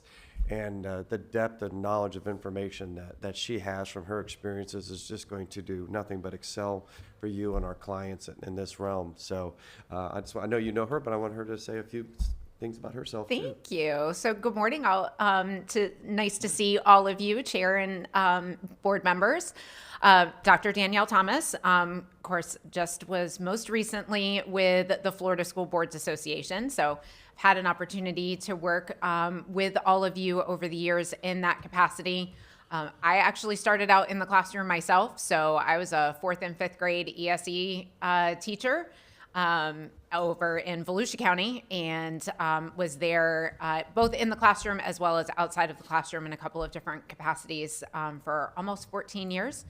And so now have been working in this space for quite a while, as I said, most recently with the School Boards Association, still work very closely with them as well, and just really looking forward to continuing to work with all of you and be able to help you in whatever your goals are for this legislative session. And I'll tell you this, within her first week, Mr. Chapman, she was putting out a fire for another chairman and another district very immediately. And so we know when those times come, please utilize her, utilize us to help you as you have in the past. But it only took a few days for you to be on. Yeah, you needed that first fire came put up out, very so. quick. But happy to jump right in. Yeah, we know. We appreciate you guys being here, as always. I'd like to start with just a quick... Yeah, go ahead. I think Dr. Thomas has some slides. We do have some slides. Okay. Is that okay? Perfect. Kinda, Yeah, walk us- absolutely. Is that okay? Oh, this is what I want you to do anyway. I didn't see the screen. So what we're going to do is talk. Oh, good. Go ahead. Go Wanted to to the see first what happened in 25. Yes. Maybe That is preview exactly 26. exactly what what we have. we are going to do. So, Let's because first I would about tell you it, the though. stuff that didn't get resolved, I'm going to say right now, will be coming back next year. coming back. And I will expect a lot of policy items for schools Yeah. next year. Yep. We're going to talk about a little bit of the session overview, going to talk about the state budget and FEFP, legislative policy and outcomes, and then preview for next session already. So that's our plan to go ahead and talk about. What I really want to emphasize real quick on this legislative session, and what we keep on saying is almost what we're going to talk about at the end, and preparing is almost as important as what just happened, is We had 750 bills filed 72 hours before session started, the most amount of bills. So you see the number that we usually have, which is a couple thousand. You had 1,951. 750 of them were filed 72 hours before session. Wow. Right. So take that number. You can see on the bottom, past 20% fewer bills, which some people would say was probably good, right? The less bills that get passed are usually good news. But we are, and I think you're going to do a tremendous job going to kind of telling at the end what bills we expect. But I will say this is what kind of made this session not always all the budget stuff. It was the it wasn't the budget really extended. It was this late filing of all these bills that really wasn't able to get things through. As you know, if you're in week 3 or 4 and you don't have your bill through the first or second committee, it's most likely dead. We're getting into appropriations. And as you know, appropriations kind of led session. And so we'll dive into that next. But you saw the big issues were on there, and that'll come back. I want to just talk briefly about the budget. We did come in, and I want to emphasize this. The legislature actually came in lower than what the governor proposed in the governor's proposed budget. The biggest argument that they had up in Tallahassee was how to give your money back. And I laughed. That was essentially the big argument. Are we going to give it back in this proposal for property taxes? Are we going to give it back in sales tax? Or are we going to do it in other exemptions? And so you had different beliefs on how to do it, but that was essentially the argument that had to go. What I like to point out real quick is when I started doing this over 20 years ago, up to almost 10 or 12 years ago, healthcare and education flipped. Education was the highest amount of that budget. Not healthcare. Healthcare continued to grow. Last year, healthcare was under 40% in 23, 24, and in this one, it's already up to 40%. It kind of just tells you about our state and its nature. I also want to emphasize, when you see overall all of this amount that we have to control for general government like you is much lower than the whole budget, right? The whole budget's $115 billion. $60 billion is passed through. Only $55 billion is coming from the state revenue, sales tax, dock sales, those taxes. The other $60 billion are coming from trust funds and passed through the federal government. It kind of gives you a little bit bigger perspective of this large 115 when in reality 50 to 55 billion are coming from us in the state. I will talk a little bit about that and what to expect next year. I will tell you, I'm just going to say it straight now, things are starting to slow down. Projections are already coming down, and then they're most realistic that we have ever seen. Before, I'd always said they've always puff it up a little bit more and more money comes in, but I'm going to tell you, we're going to see Projection of the budget. Yeah. Yes. Yep, we're going to do the budget. So go ahead into the next one. Yeah. So overall, with the FEFP, we did see an increase in the FEFP, and specifically, as you know, we always really like to talk about and point out any increases to the BSA or the base student allocation, because those are your dollars that are the most flexible for you to use within your district. So we did see an increase in the overall FEFP. We did see an increase in the overall BSA. I know from several other districts, I've had the conversations about how quickly that increase did get eaten up by other things that came through, such as the increase to mandatory contribution for FRS. Yeah. And those are conversations that I'm having more and more, honestly, because I'm having more and more legislators call me, because as they go home and they're hearing from, whether it be their school board members or others within their school districts, and they're talking about budgets, I'm getting phone calls of, well, but we gave them this increase, like where is like the disconnect? And I have to point out some of those other things that passed as well, such as the increase to mandatory requirement or contribution to FRS, that very quickly eats up a lot of that increase that our districts have seen. I'll just add, as you know, we were successful for another $1 million in the budget for our great project that we have at the airport. That's on top of the $2 million that you had before. Right. And at the end, we'll kind of talk about that also, a membership about what you all would like to look forward for next year and project and some ideas. So. Absolutely. So we don't get a chance to celebrate big education wins necessarily very often. So definitely want to take a moment to point out a couple of big education policy wins that we did have in this 2025 session. Obviously, probably the biggest for most districts was the flexibility in middle school and high school start times. As you all know, in 2023, the legislature passed the law that said that by July 2026, our middle schools needed to start no earlier than 8 a.m. and our high schools needed to start no earlier than 8:30 a.m. As many of our districts, including yours, started to take a look at and plan what that was going to look like, how you were going to need to change possibly the elementary schedule, what that was going to look like bus route wise. As you heard feedback from your parents and your families and other community members, more and more of our districts started to see real concerns and have real issues, not only with the financial impacts of that late school start time, but other areas as well. Potentially kindergartners standing outside in the dark a good portion of the year waiting for the bus.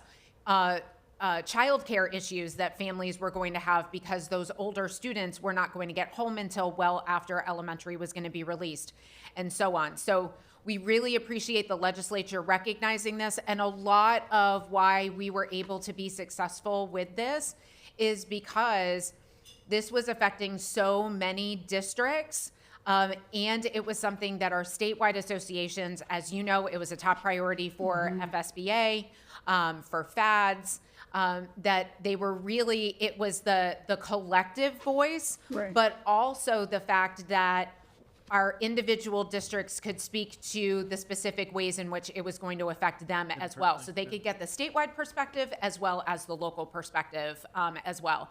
So really appreciate that flexibility. Now you just need to share with families the importance of late sleep for teens, the impact for them. Do that in public meetings.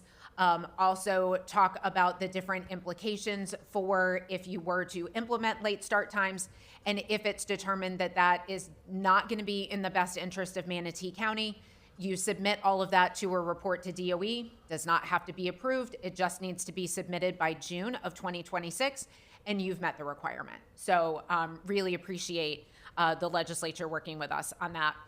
The other big priority for many of the districts, and was a top priority for FSBA also, was school safety. 2024, we had a lot of changes to school safety that had some unintended consequences. And, you know, every once in a while, some of those unintended consequences inadvertently affect legislators directly, especially if they happen to have children in our schools. And that's literally what happened in this case. And was part of how we ended up with some changes to school safety. Always want to ensure that our campuses are as safe as they can possibly be. We want to prevent any further tragedies from what, I mean, unfortunately, we just had one in Minnesota just earlier in the week. But we also recognize that we need a flow to our schools. Our students need to be able to access different areas. We don't need administrators spending time running all over the place, unlocking doors and gates. So found some nice flexibility as far as certain areas being able to be unlocked and manned under certain circumstances, as long as they are well within the safety perimeter and they've already gone through, you know, a secured area. So couple of other areas that I wanted to just touch on. Another one that really ran pretty quietly under the radar was changes to school social workers and their requirements for certification. So this allowed them to have the requirement waived to pass the general knowledge and a subject area test for certification. Because to be perfectly honest, I think we just kind of all saw that that can inhibit some of our school social workers in getting their certification. We know how badly we need school social workers. I mean, so many of our districts are hurting for school social workers. And so we wanted to make that as accessible as possible. They are not in the classroom. They will have already passed very rigorous coursework and other areas for their licensing to begin with. So just removed that potential barrier. As we typically see, we had some legislation pass on what was supposed to be the last day of session, but ended up being the last day for really a lot of the policy pieces. And we saw some pieces that were in some standalone bills kind of get slid into some of these larger education bills. I'm sure all of you have heard me at FSBA conferences and other times when I've said, one of the biggest things that makes me nervous is when I see a bill that gets filed that just has the title education. Oh, yeah. Right? That's scary. Because it's too broad, there's too many things that they can slide in there. Or if it starts out with a title and then at a committee stop or whatever, the title gets changed to education. That's even more concerning in a lot of ways. So this was definitely one of those. This one did not start off with the title of just education. And we did have several things kind of get added here. One of the pieces was allowing marching band to satisfy PE or the performing arts requirement, so providing our students with a little bit more flexibility. This was also where the cell phone policy was changed.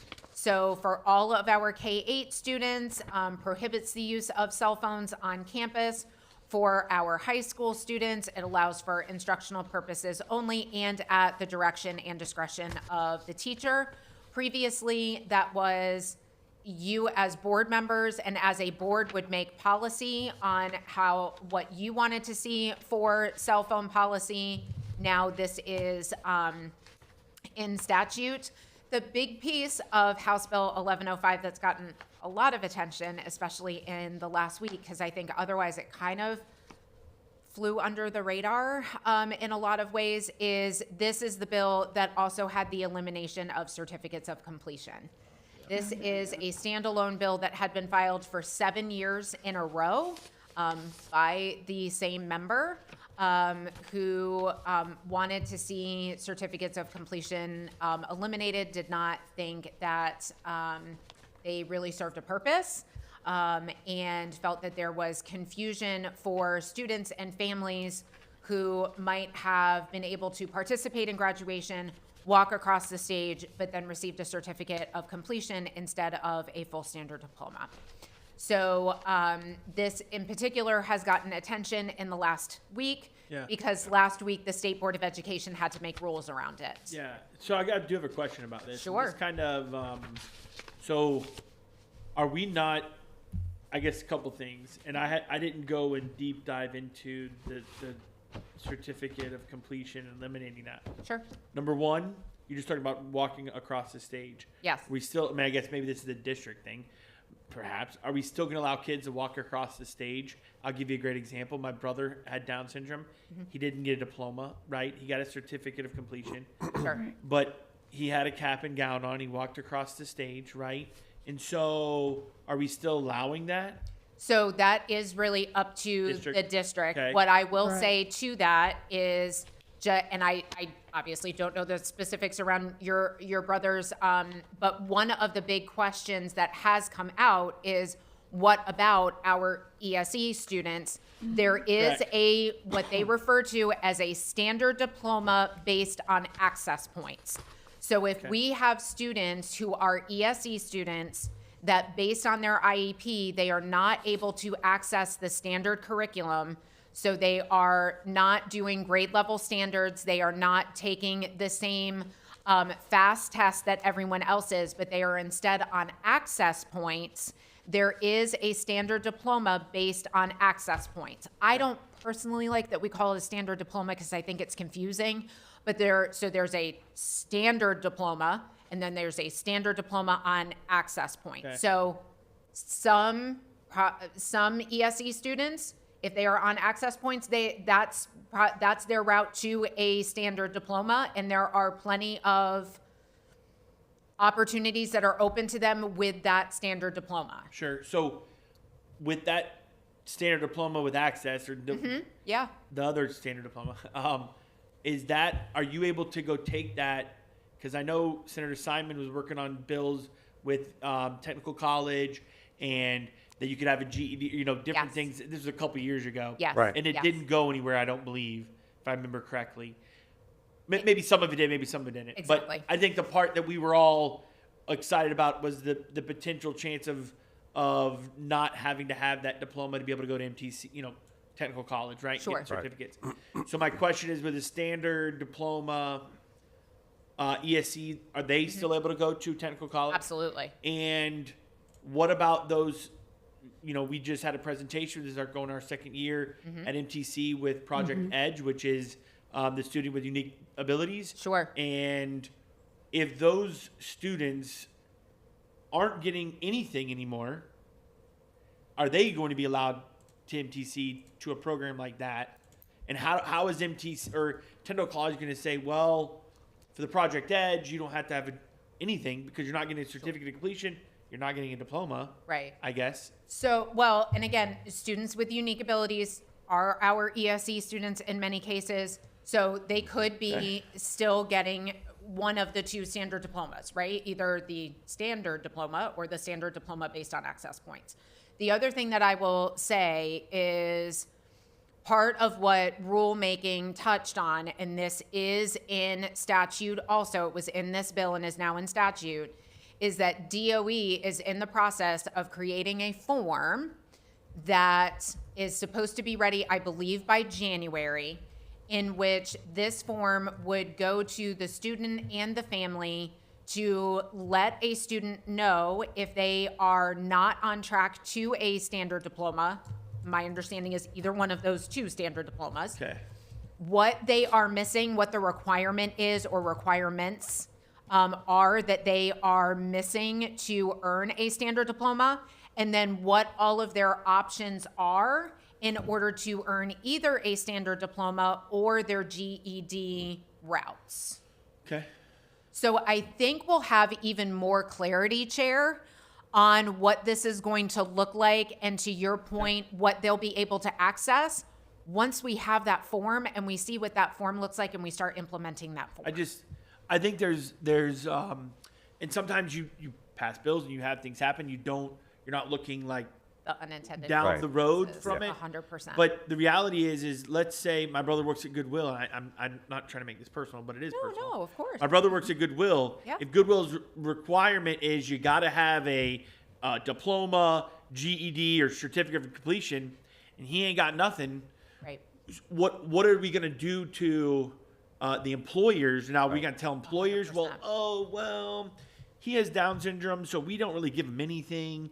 So now we're kind of muddying those waters with employers to come back 100%. and say who and not every employer is gonna want to hire my brother, but there are certain ones that do. Absolutely. And I think hopefully they're not looking at certificate of completion, whatever, anyways. But most likely, not looking at GPA.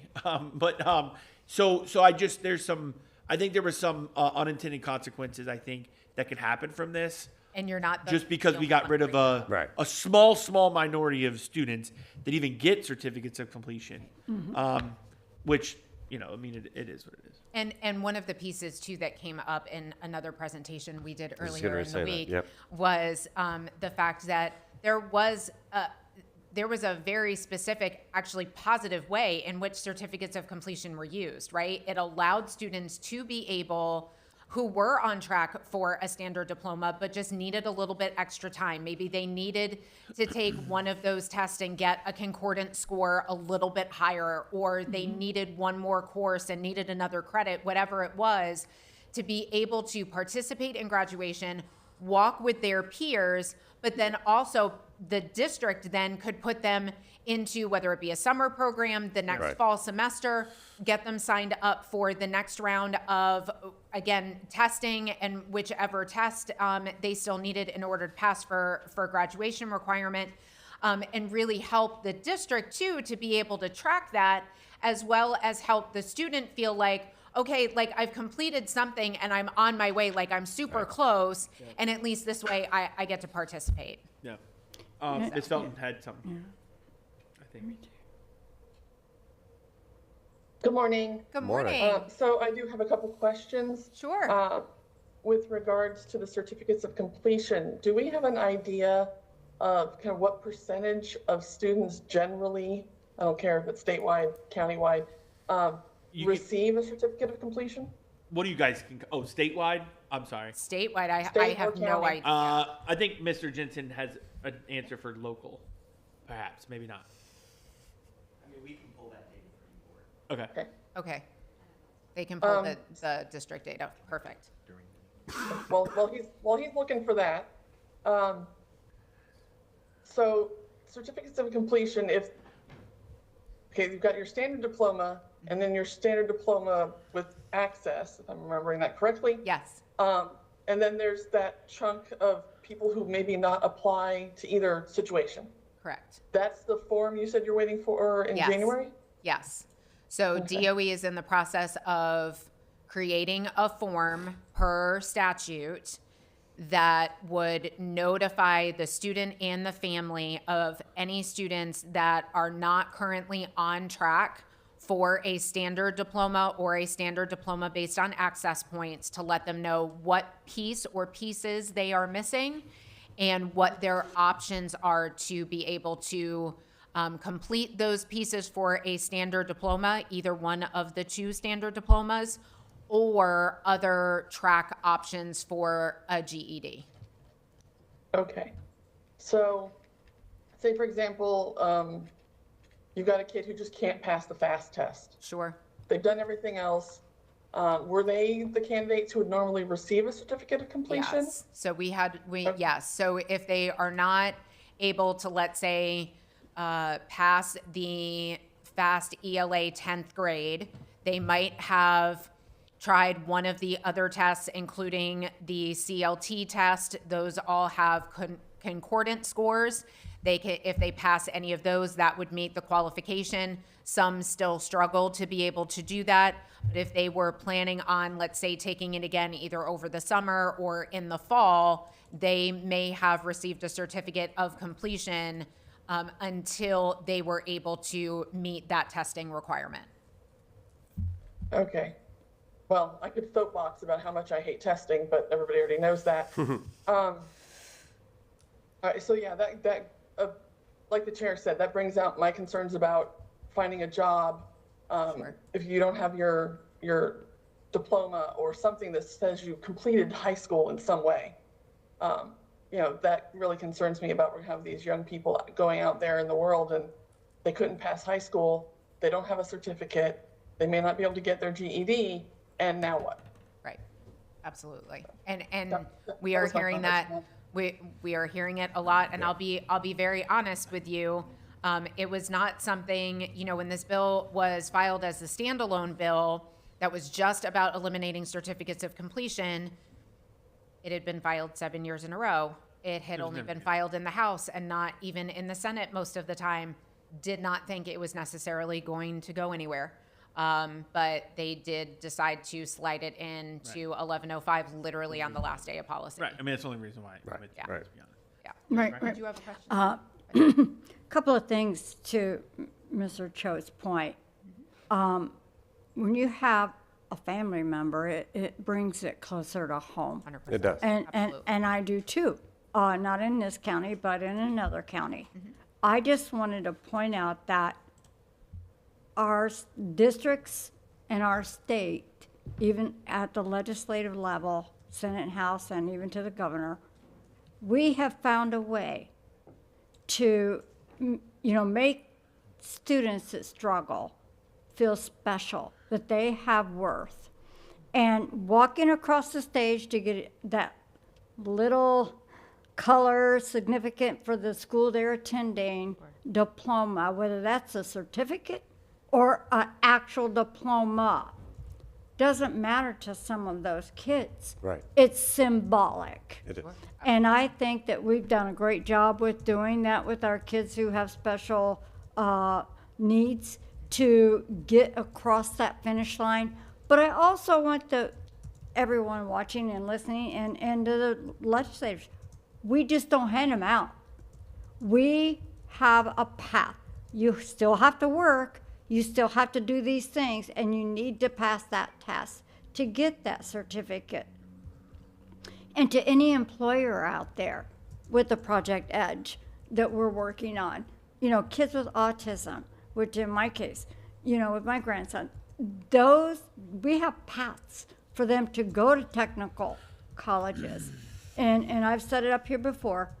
In my hometown, we had a factory that hired kids with special needs that did repetitive things, and they were so thrilled to have that job. Absolutely. But in today, and that was way back in the 80s, in today's world, now they get to walk across the stage. Right. Right. So I just want to thank and I want everybody to understand and listen to Dr. Danielle Thomas, how knowledgeable she is on all of this. Yeah. And she's just got so much depth and experience with this on every aspect of education. I just want to point that Believe me, out. I'm like, she is phenomenal, and we are blessed. And I will say, just a personal connection. I didn't walk across the stage for my graduation. It still brings up emotion for me. I was a half a credit short in art in Lake County, and I didn't get to graduate, and then I did it over the summer. So even those without special needs, those who were just special and just did dumb things, right?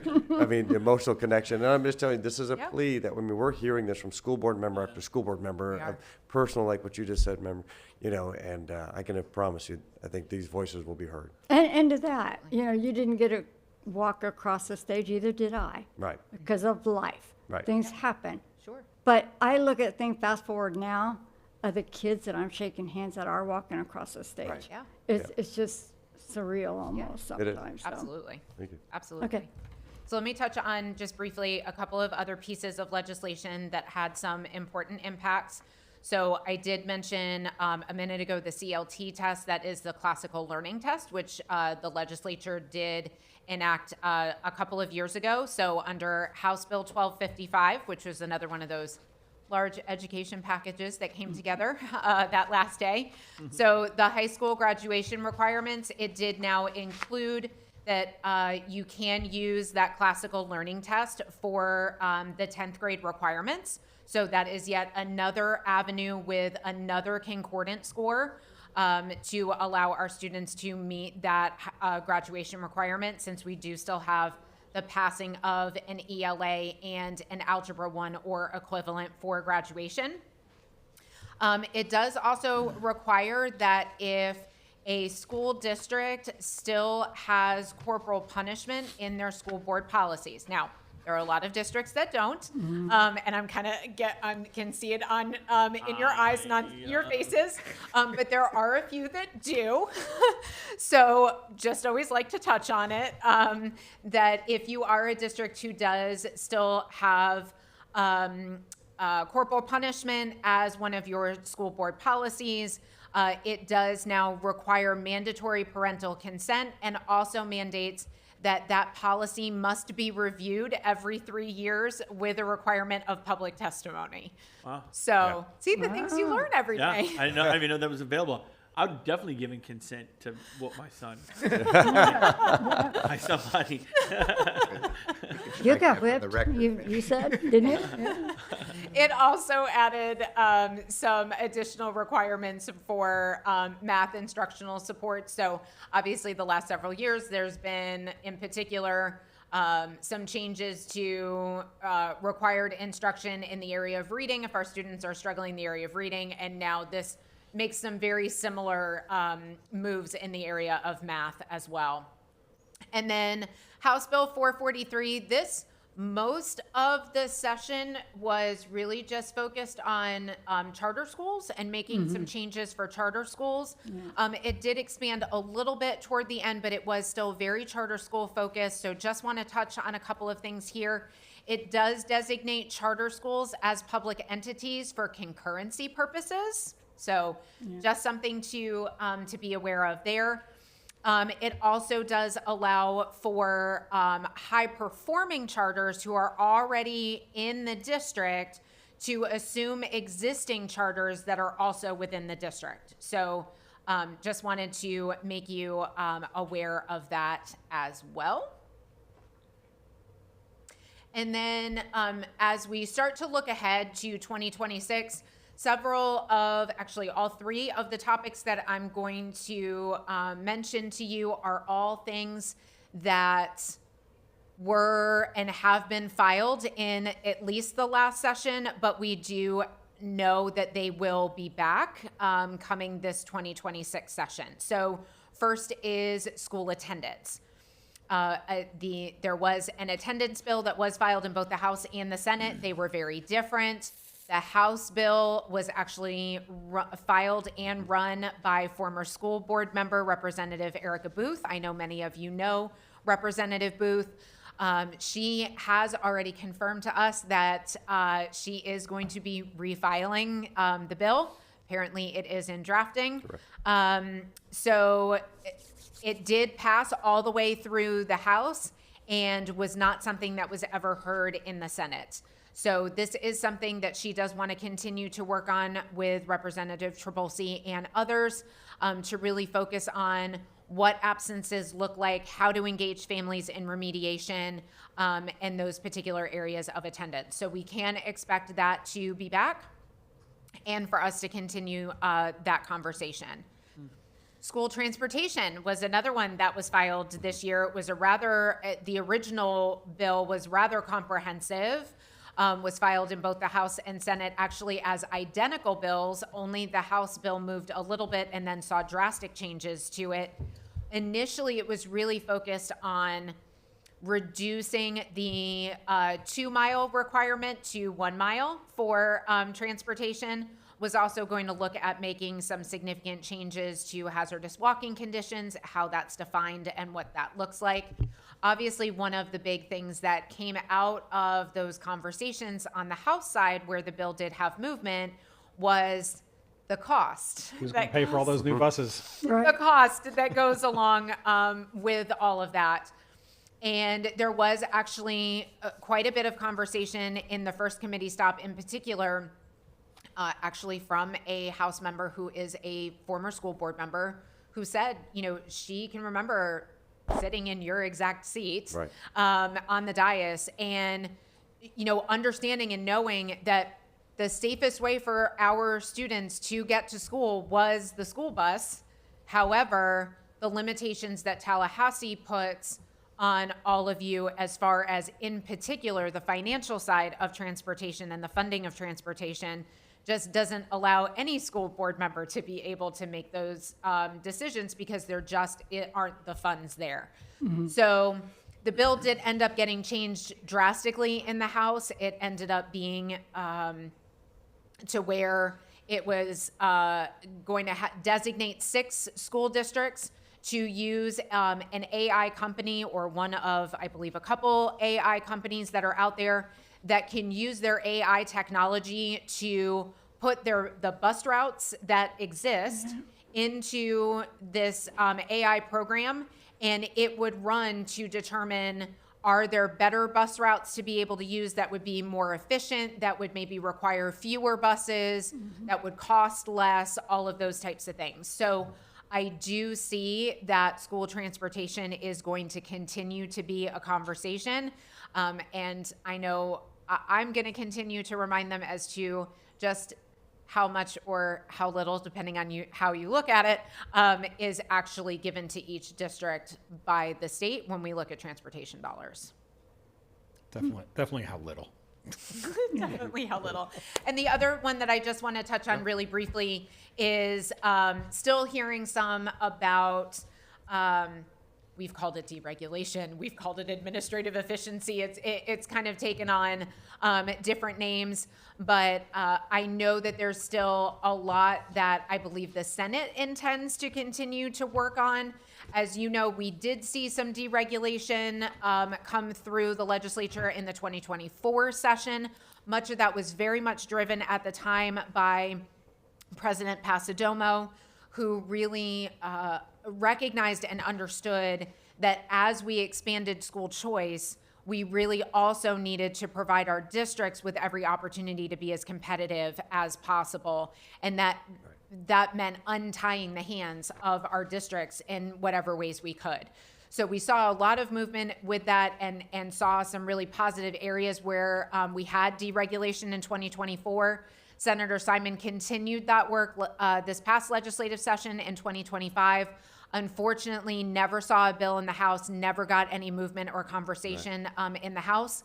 My understanding after last speaking with Senator Simon, which already was a couple of months ago, but our last conversation was very much that he intends to continue to have those conversations and it intends to continue that work, at least in the Senate. We're going to jump ahead just and go in. Mr. Tatum had. Oh, I'm Mr. sorry. Tatum. Go ahead. Yes, sir. Go ahead. Good. So real quick, Mr. Chapman, aren't we kind of using some type of AI program already to analyze our school bus routes and try and fix that or something? Yes, and that's evolving, but yes. And we're moving And to. some fish, and some fish, and like our fish report and stuff like that. Yeah, the fish, we could go with that. Like our fish Dolphin report, or like the billion. snook or- Yeah. Anyway, The simple answer is yes, and we're moving from our current app to a new app. So we're actually operating two different apps at the same time because the new app will go live next August, and it uses more of that AI type stuff. So the answer is yes, and we're finding that in other areas as well. So it's that balance, of course, of always using AI and with our systems. But the answer is yes, Mr. Tate. I was just surprised to see the line where it said it requires 5 districts pre-selected, as if like we're not doing it or something. We're just all sitting around not.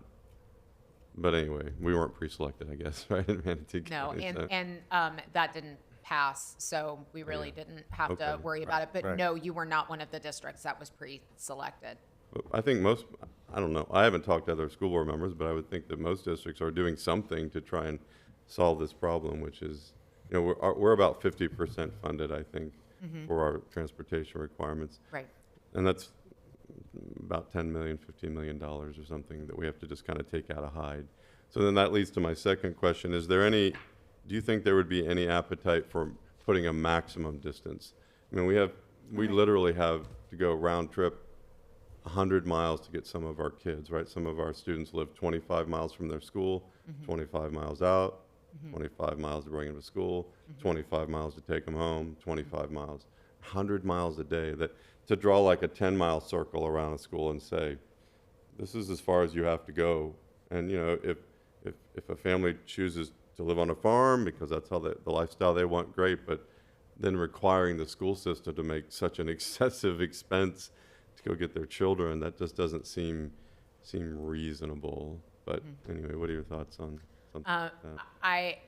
With the conversation being what it is right now, as far as reducing it potentially from 2 miles to 1, I don't see them then also entertaining a conversation about, and now the district only has to drive this far.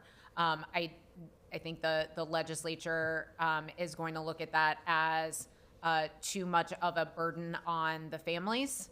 And that, you know, that's, I mean, they're going to look at, I think the 2 miles to 1 versus, you know, not having to bus them any further than a particular distance. Well, hopefully they'll give us some funding with that because, you know, that we were at our consortium conference yesterday, and it's, you know, the talk is always something to the effect of more money, more money, more money, more money, and I don't see the current constitutional officers in the state, and then we saw that with this session, right? They didn't give us a big increase in education funding. So then the other strategy is, well, if we're not going to get big increases in funding to keep up with inflation, then the other strategy is how do we reduce costs? Right. And, you know, maybe someone could say, well, if you want to take it down to a mile, fine, but then put a maximum circle out there so that those costs balance each other. So you wouldn't even have to maybe give us any more money to go down to a mile if you gave us a maximum circle where we didn't have to make an excessive trip, literally 100 miles round trip a day to go get some students. Something to think about, maybe. Sure, Yeah. absolutely. I think that, if it's okay if I chime in here, I think what he's getting at is having a designated area Yeah. for students to be picked up. If you have, you know, 8 students that live 25 miles from the school, but those 8 students kind of live, they're neighbors almost, they might be on a 5-acre farm, but one designated space is what we're trying to get to. If we, and I'm sure I know when I was a kid, there was a designated space. We lived in a country all the time, and we walked to one little store, and that's where everybody was picked up. Whether they went to this school or that school, they were all picked up in one spot. So I would, yeah, if they could do a designated area for some of those rural areas. I mean, they play together. They ride horses together or four-wheelers together kind of thing. That would kind of solve that 100-mile round trip thing. Sure. Sure. I think the buses have helped, or the vans. The vans have are helped in helping. flexibility. Yeah, they to make it do, a little but- more cost efficient, but I Sure, agree. I but think still, you know. yeah. Yeah, I was visiting a constituent out on literally at the county line. Like, he lives here, and then there's a dirt road, and then the county line is right Right. there. And so it's like 3:30 in the afternoon. He's like, "Hey, you want to see one of your school buses come down the road?" I'm like, "Sure, yeah." So he goes, "Okay, at 3:28, it's going to come down the road." And we stood there, and at 3:28, here comes this school bus, dirt flying all over the place, dust and everything. I mean, literally providing front door service Right. to these children on this road. I just thought, 25 miles Yeah. round trip Yeah. a day. This is a very expensive endeavor that we're doing. Couldn't we have rallying points, or couldn't we just make a rallying point at a 10-mile point? Here's the circle. There's 3 rallying points on the 10-mile circle. You have to get your kid to that rally point, and then we'll Right. go from there. So, anyway, thanks for the chat. Yep. We're going to go into more in depth in this and going forward, but real quick, before you know it, October's here, and our first committee week, I blinked, and with this time this summer. Opening day is January. This is February session, of course, because you have elections next year. So things are going to roll quickly. I'm going to give you a little bit. Go ahead and go to the next slide. You could. I think that's it. That's it. So let me give you a little bit of information on a financial outlook that I talked about a little bit in the beginning. Talk a little bit about Doge and maybe some other things that are happening. So just to give you an idea, since COVID, they do a revenue estimating conference. You all go by these numbers too on looking at what the expectations and the outlook is. Since COVID, we have exceeded expectations every single month since that initial drop that came out in that March, since COVID, until the past couple months. And it's gone down. There was actually $2.8 billion more that came into the 2024 to 25 budget. 2.8 billion. So think of that. It's about a $250 million that came in every single month over projections. Our budget, if you go back to 2005, was only 60 billion. They talk about local governments and school boards growing, but the state of Florida's budget has doubled in less than 20 years, and in 5 years went up 25%. It was 93 billion in 2020.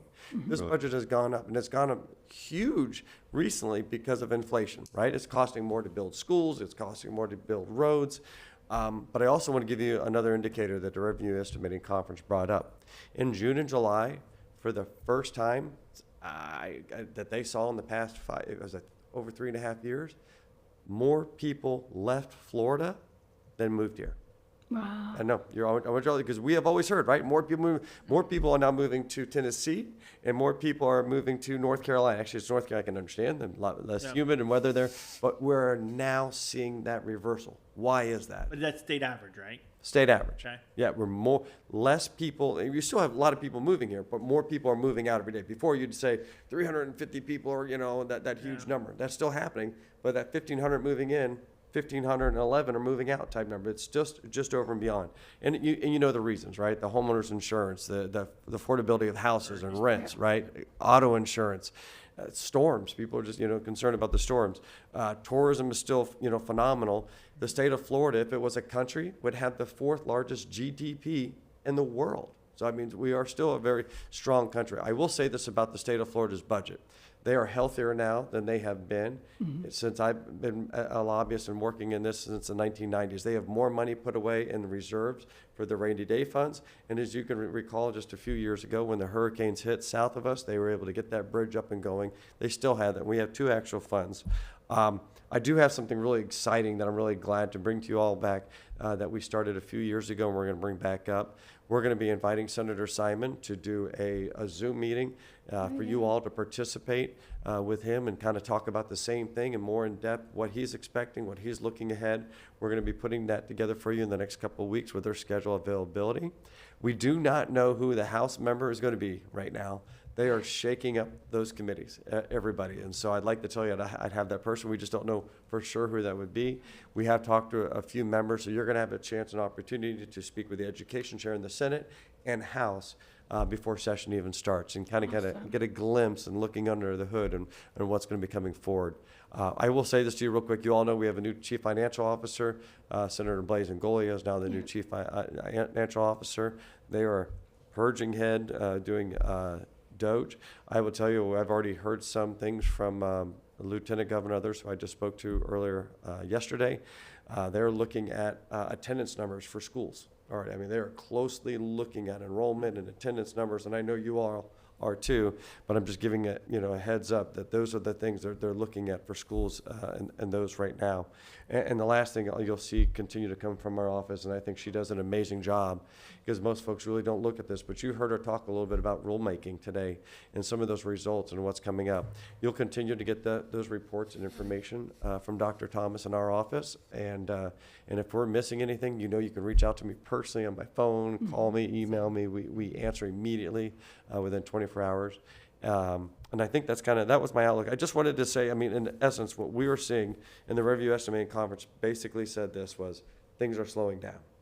Every single industry. Not saying that we're going into a recession and take all your money out of the stock market, but just saying things are slowing down. Recession is still climbing there. You hear about all the rates, but their expectation is actually the budget in 3 years from now is going to be going less with the revenue collections coming in. So it just tells us next year is going to be a little bit harder year, it appears to be, in the budget process when they get those numbers. And they get those numbers in the third week of session. So all of a sudden you hear us talking about it could be 116 billion, then I could come back and tell you it's 114. And like I just told you, if you only have 55 billion in general revenue truly out of that budget, and I cut 2 billion out of it, that's where the consternation comes in during session when we're waiting for that report. Right. Absolutely. That leads me to, we'll start talking about some priorities, but, Sure. and Mr. Tatum just said it a minute ago, and we've talked about it before here on the board of,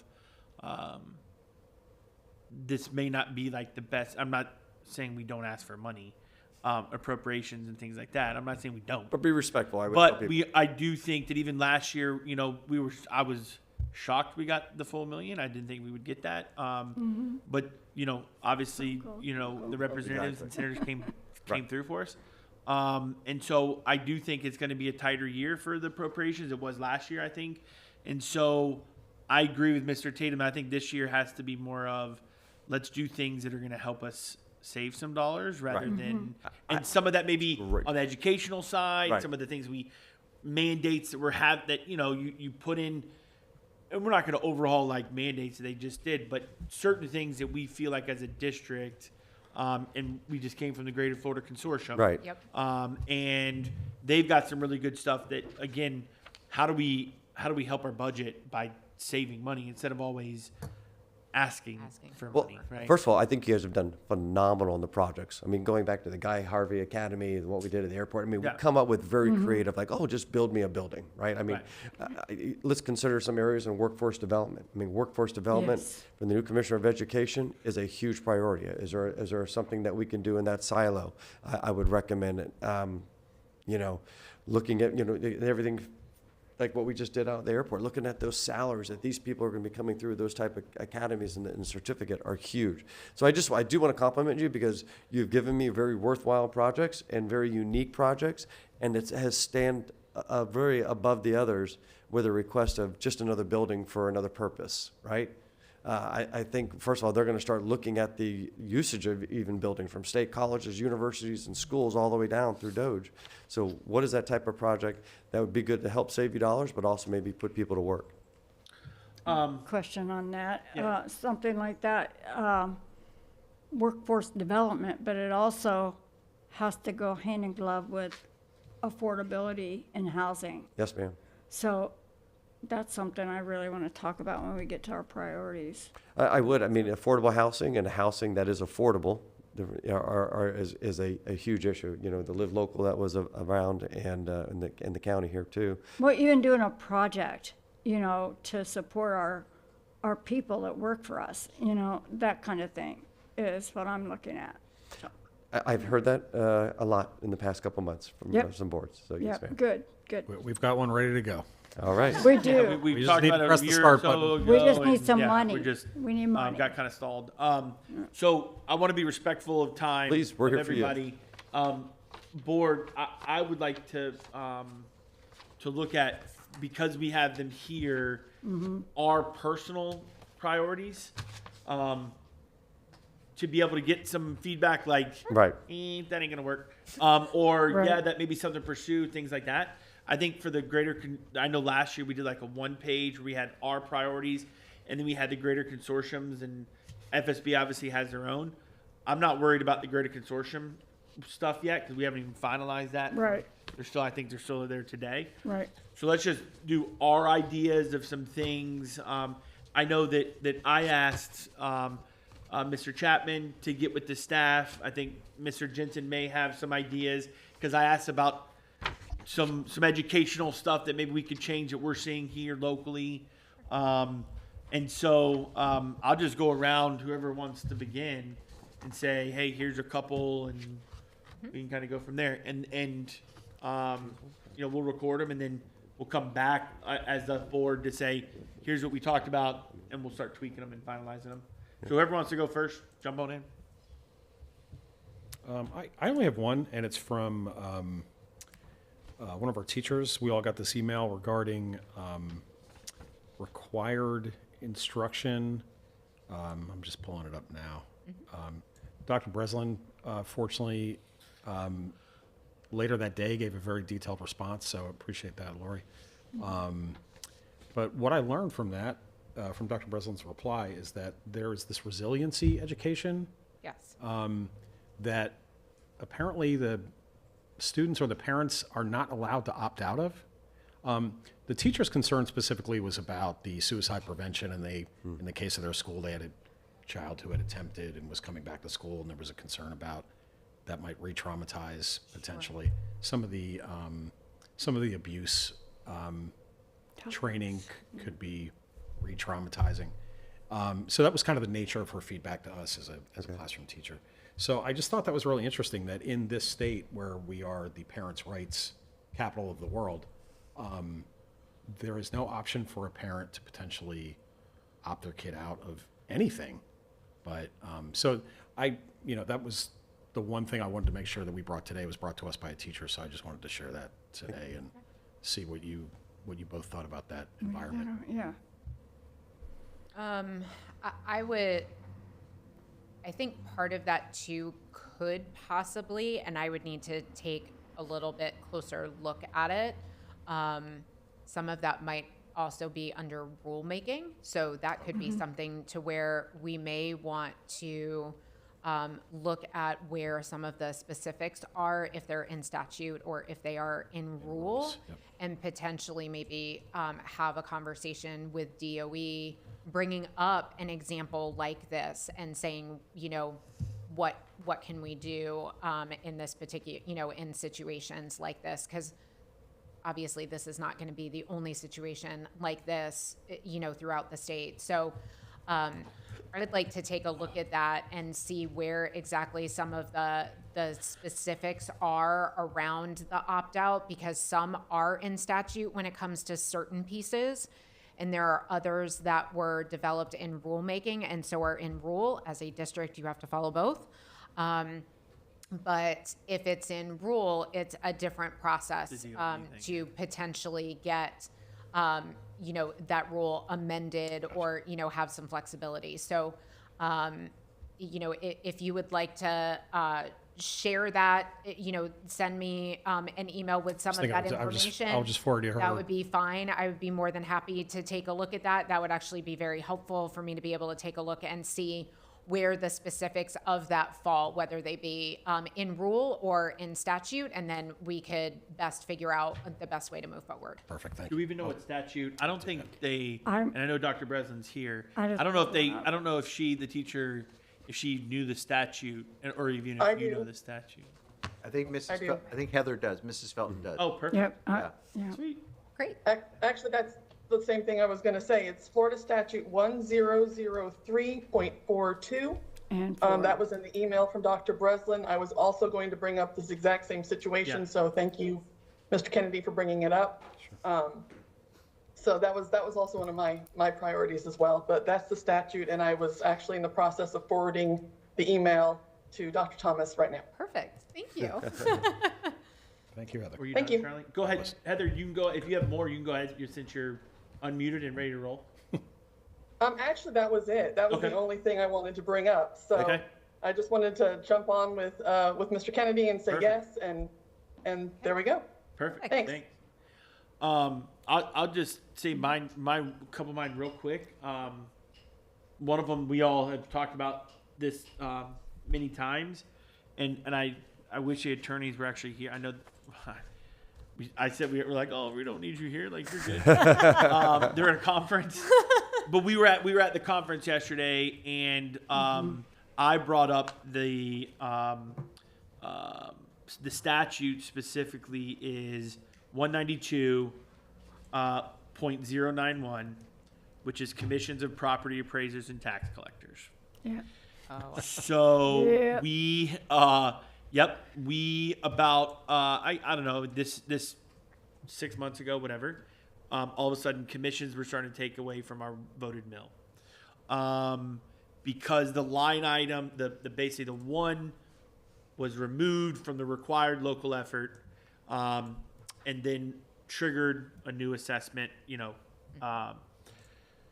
As we're talking at the consortium yesterday, seemed like nobody's having that issue. By the way, that whole Greater Florida Consortium.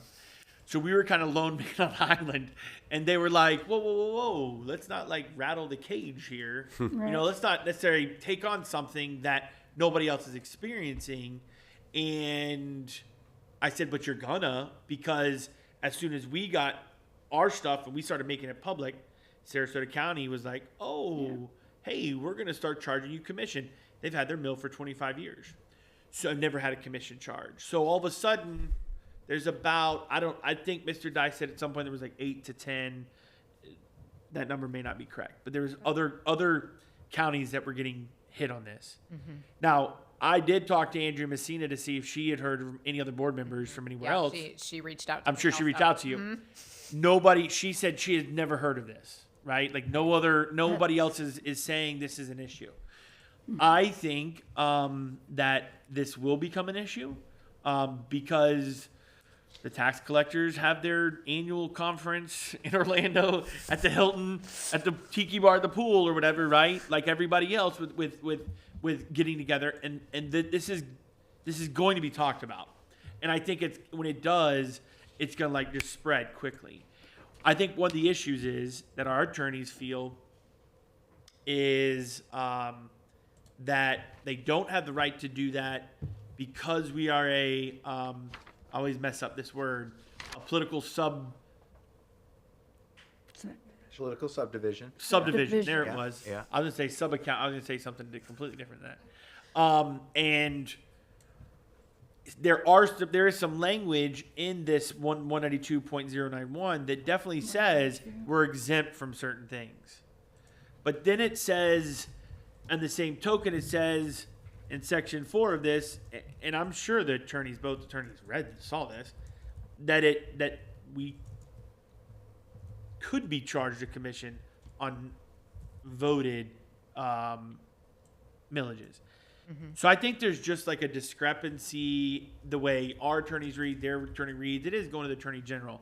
I guess my question is this something that we wait for the attorney general to figure out and see what that looks like, or is this something that we preemptively advocate for? Like, look, why are we paying commission on the millage, a voted millage, when we never told, like, the citizens didn't know that was going to happen? Right. We're giving 1.6 million to the tax collector's office, which is roughly 8 to 9% of his total budget. So total budget is 19 million. Yeah. So and I'm okay with, I'm okay with, because of that voted millage, did it cause some extra work and they need some extra help? Sure, I'm okay with that. We'll give you, quarter of a bit, whatever. Like we'll give you $100,000, $200,000 to hire more people, whatever. Now we are going to get some back, right? When it's not used, they give it back to you, but that's going to be retro. It's going to be active, and we don't know how much. So I think the reality is, I think we do need some kind of opinion on it. I think the legislature is not going to help us with that. But I do think that as we get potentially an opinion from the Attorney General, that we either one change the statute to say we are not going to pay commissions on any voted mill or required mill, like local effort or voted, either one. I don't know if we'd have somebody that would want to take that on, or put somewhere in the statute like, look, if you're going to take a 2% commission on what's being taken in the revenue from the tax, you've got to show, when I say you, the tax collector has to show what you need and what are you using that on. Yep. Right. Because that's the frustration, is that's 1.6 million that we can't do, STEM and arts and athletics and security and things like that. Bottom line, it comes you were directly planning out of that, because that's where the mill goes, the referendum. So I think there's got to be some kind of language in there, I would say, that just takes us out of completely. There's no commission. Now, the thought process is someone has to pay for that, right? And normally the Board of County Commissions pay for that. So, I don't know if that was the whole thing where we were been told, no, that was not it. The county didn't come up and say, whoa, why are we paying this extra did it on commission their own. when it's an extra voted millage? You guys do it. Supposedly that's not the case. It's just the statute. They're just following statute. And so I don't know how we tackle that. I can't believe we're the only ones that are like talking about this. They're the only one that I have heard of. Yeah. And Right. to Chair's point, I was actually back at the FSBA office. I think it was very beginning of July, like right after I had left. And she literally handed me a copy of the article regarding this. And Right. she was like, you have Manatee. And I said, and we were talking about it. And I asked her the same question. She said, this is the only place. She's like, I didn't know anything about this. Didn't even know it was in statute until Correct. Manatee brought it to us. And Sarasota's a little bit different. Sarasota is actually taking some of the commission that the Board of County Commission gave, but then charging, giving them back and then recharging the school board. It's just, and not everybody's property appraiser and all that. The trim notices aren't all the same for taxes, right? So some have it in different line items, some have it all in one. It's just weird. And I'm not trying to bring this up so that all of a sudden all the other boards across the state start getting commissions. I'm trying to fix it Sure. to say why.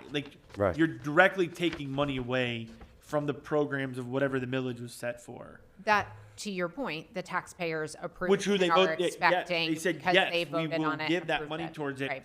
and 2%'s not going there. And so, am I correct in also understanding that because that this was also not, there was no language around this in the Ballot? on the ballot in the referendum? Nope. Okay. Nope. Because I can see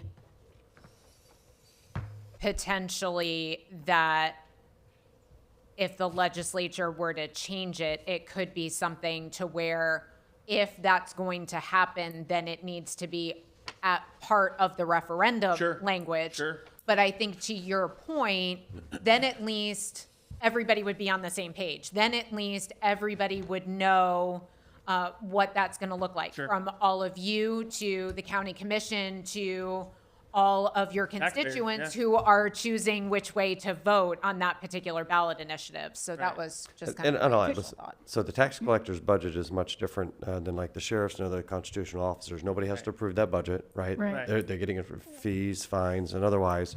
If they chose to build a building with whatever excess, they don't have to write a check to the county. There's nothing that forces them to do it. They could just say, hey, we're going to build a new building. So this is alarming. It should raise eyebrows to not only you, but others around the state. Because is this on the millage, or is this on the? Just on the voted millage. Can I? Are they doing anything on the sales tax? That's what I have. Why? Then what's the justification for that? That's why they're wrong. That's why Right, you're wrong. that's what I mean. Okay, it's their interpretation of the statute. and our interpretation of the statute. I just happen to have my trim bill.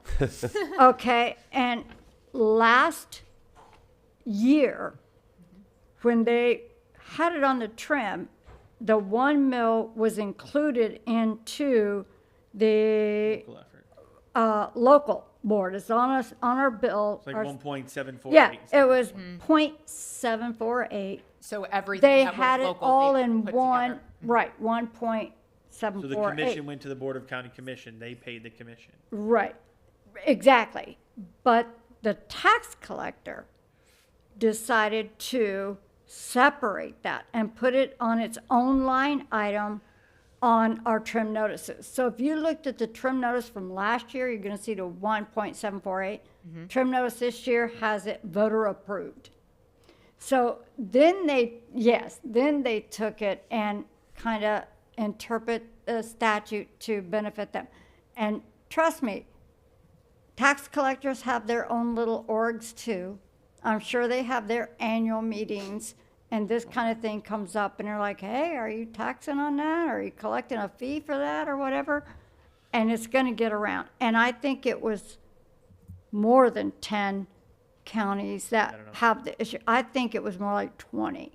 If it's a That larger have the, number, like anybody that 20, has a voted mill, this like a is gonna third, go I around. just can't believe a third of the counties this is happening to boards. But not all Right. school boards have a mill, right? So Right. let's do Absolutely. that. Like, but I'm highly surprised that nobody's ever thought about this or heard about this. To what Ms. Spray is saying is that what's really weird about all of it is the way that the trim notice is now now where it's separated, right? Required local effort and the added mill. A county north of the Skyway, I don't want to say any names and have someone here and then be like, oh yeah, really? Yeah. There's other counties, like I said, that separate them already, but aren't commissioned. There is no commission. Right. So the bottom line is that it's all over the place. It is how you interpret, how our attorneys, how their attorneys, whatever. And I think that's got to be now. Whether that's an attorney general look at this to say, hey, yes, you can do it this way. I want an answer so we're all like clear on everything, Absolutely. and then we can potentially attack. So I may be putting the cart before the horse. I don't know if we need to wait. They were going to give it to the attorney general Yeah, I would ask the Attorney to General for an get opinion. to get an opinion, Right. Yes. and then we can go back and attack this. And Yes. I don't know if this is like this would be something that we would even get a senator and a House member to file it and be extremely active about it. I don't know. Possibly. I mean, Yeah. we'd have to have those conversations, but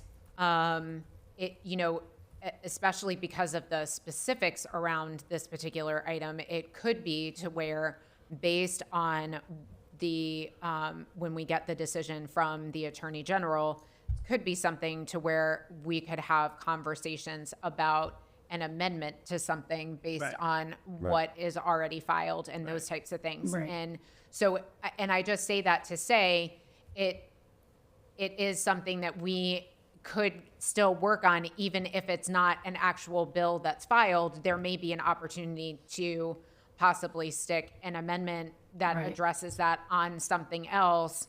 And I would definitely make sure, if they're not already, that your delegation is I would aware mention that, of sorry. this. gonna At least a say. future Senate President. Yes. Yeah.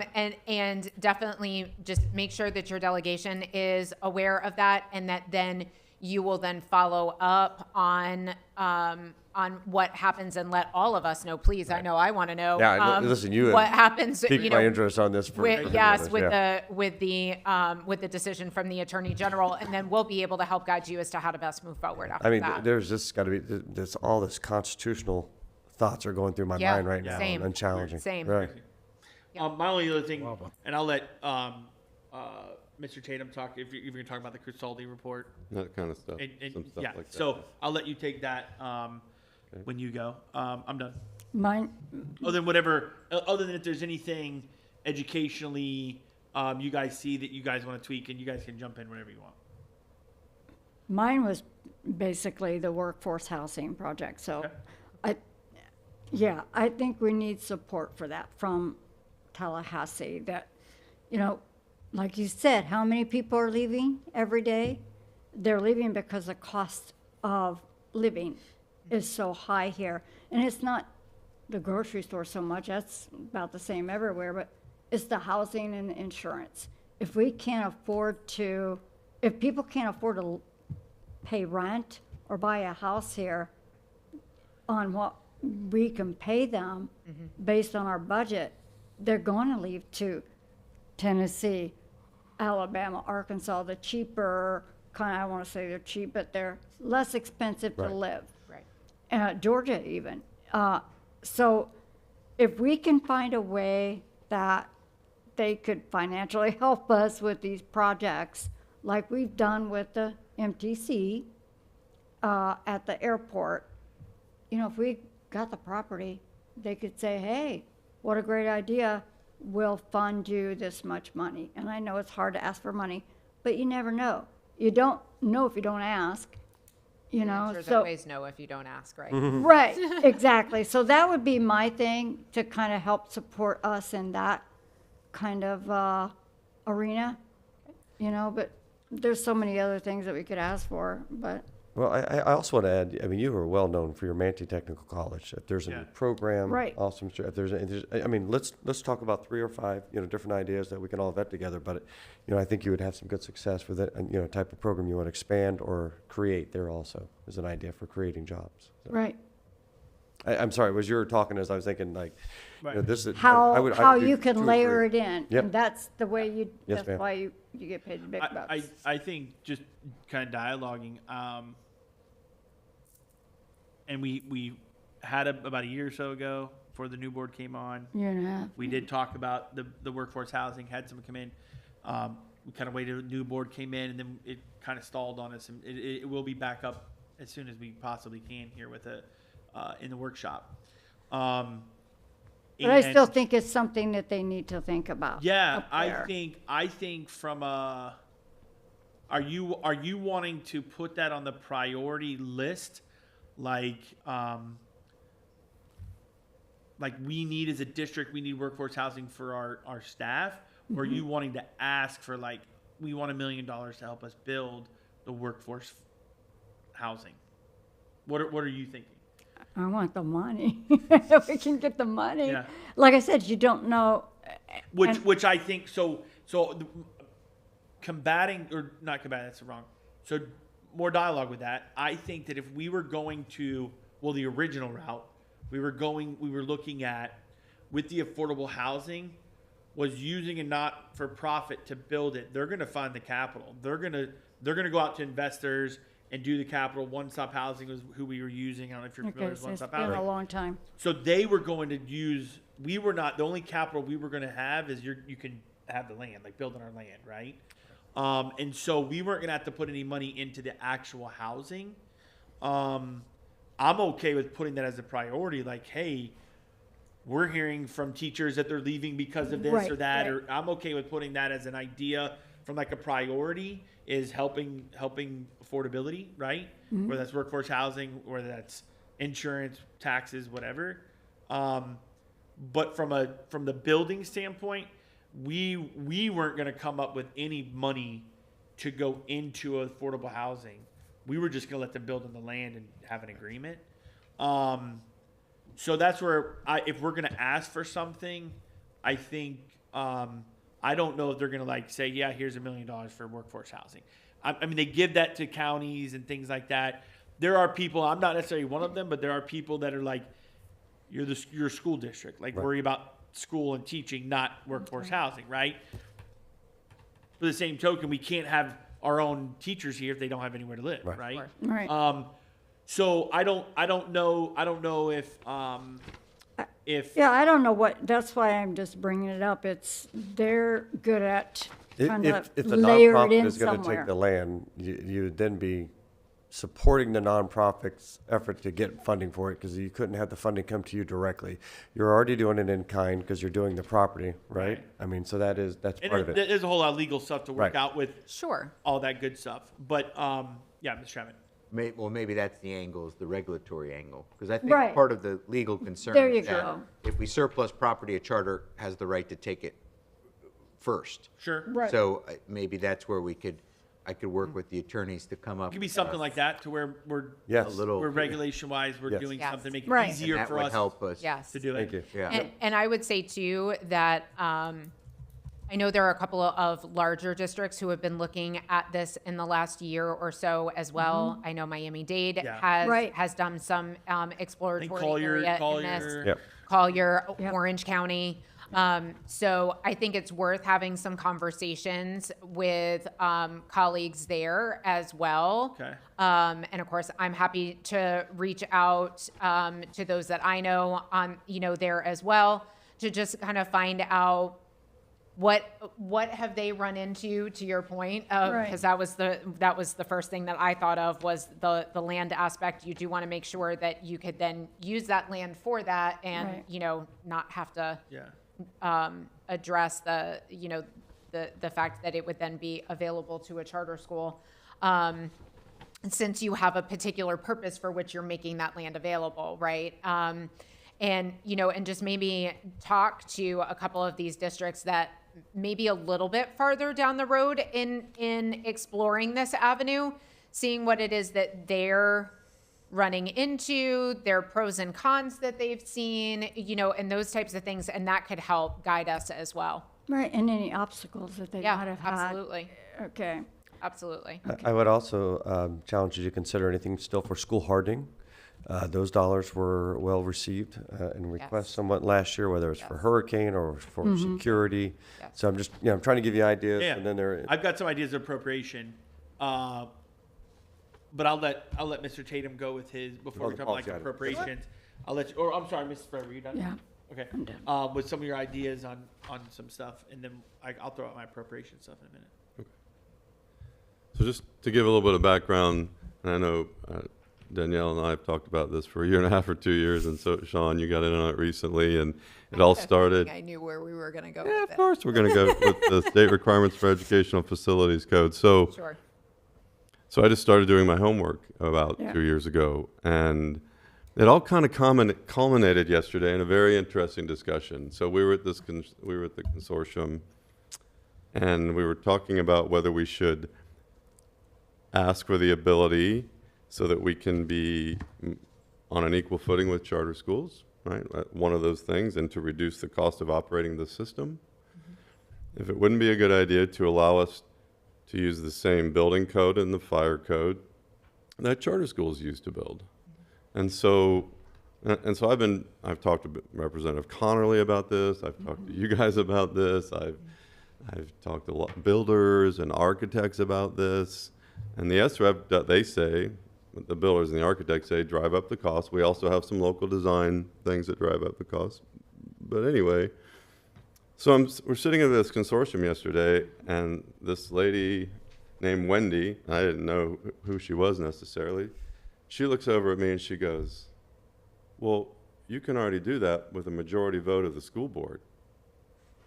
And I said, well, I think I know what you're talking about. There's this provision in the law, and it reads, and I've read it at the board at a workshop, but I'll read it again. It says, a district school board may, with a majority vote at a public meeting that begins no earlier than 5 p.m., adopt a resolution to implement one or more exceptions to the educational facilities construction requirements to provide a school with the ability to operate in a facility on the same basis as a charter school pursuant to Statute 1002.33, Section 18, and if you go read that, it basically says that charter schools are exempt from following the SREF and they can use the standard building and fire code.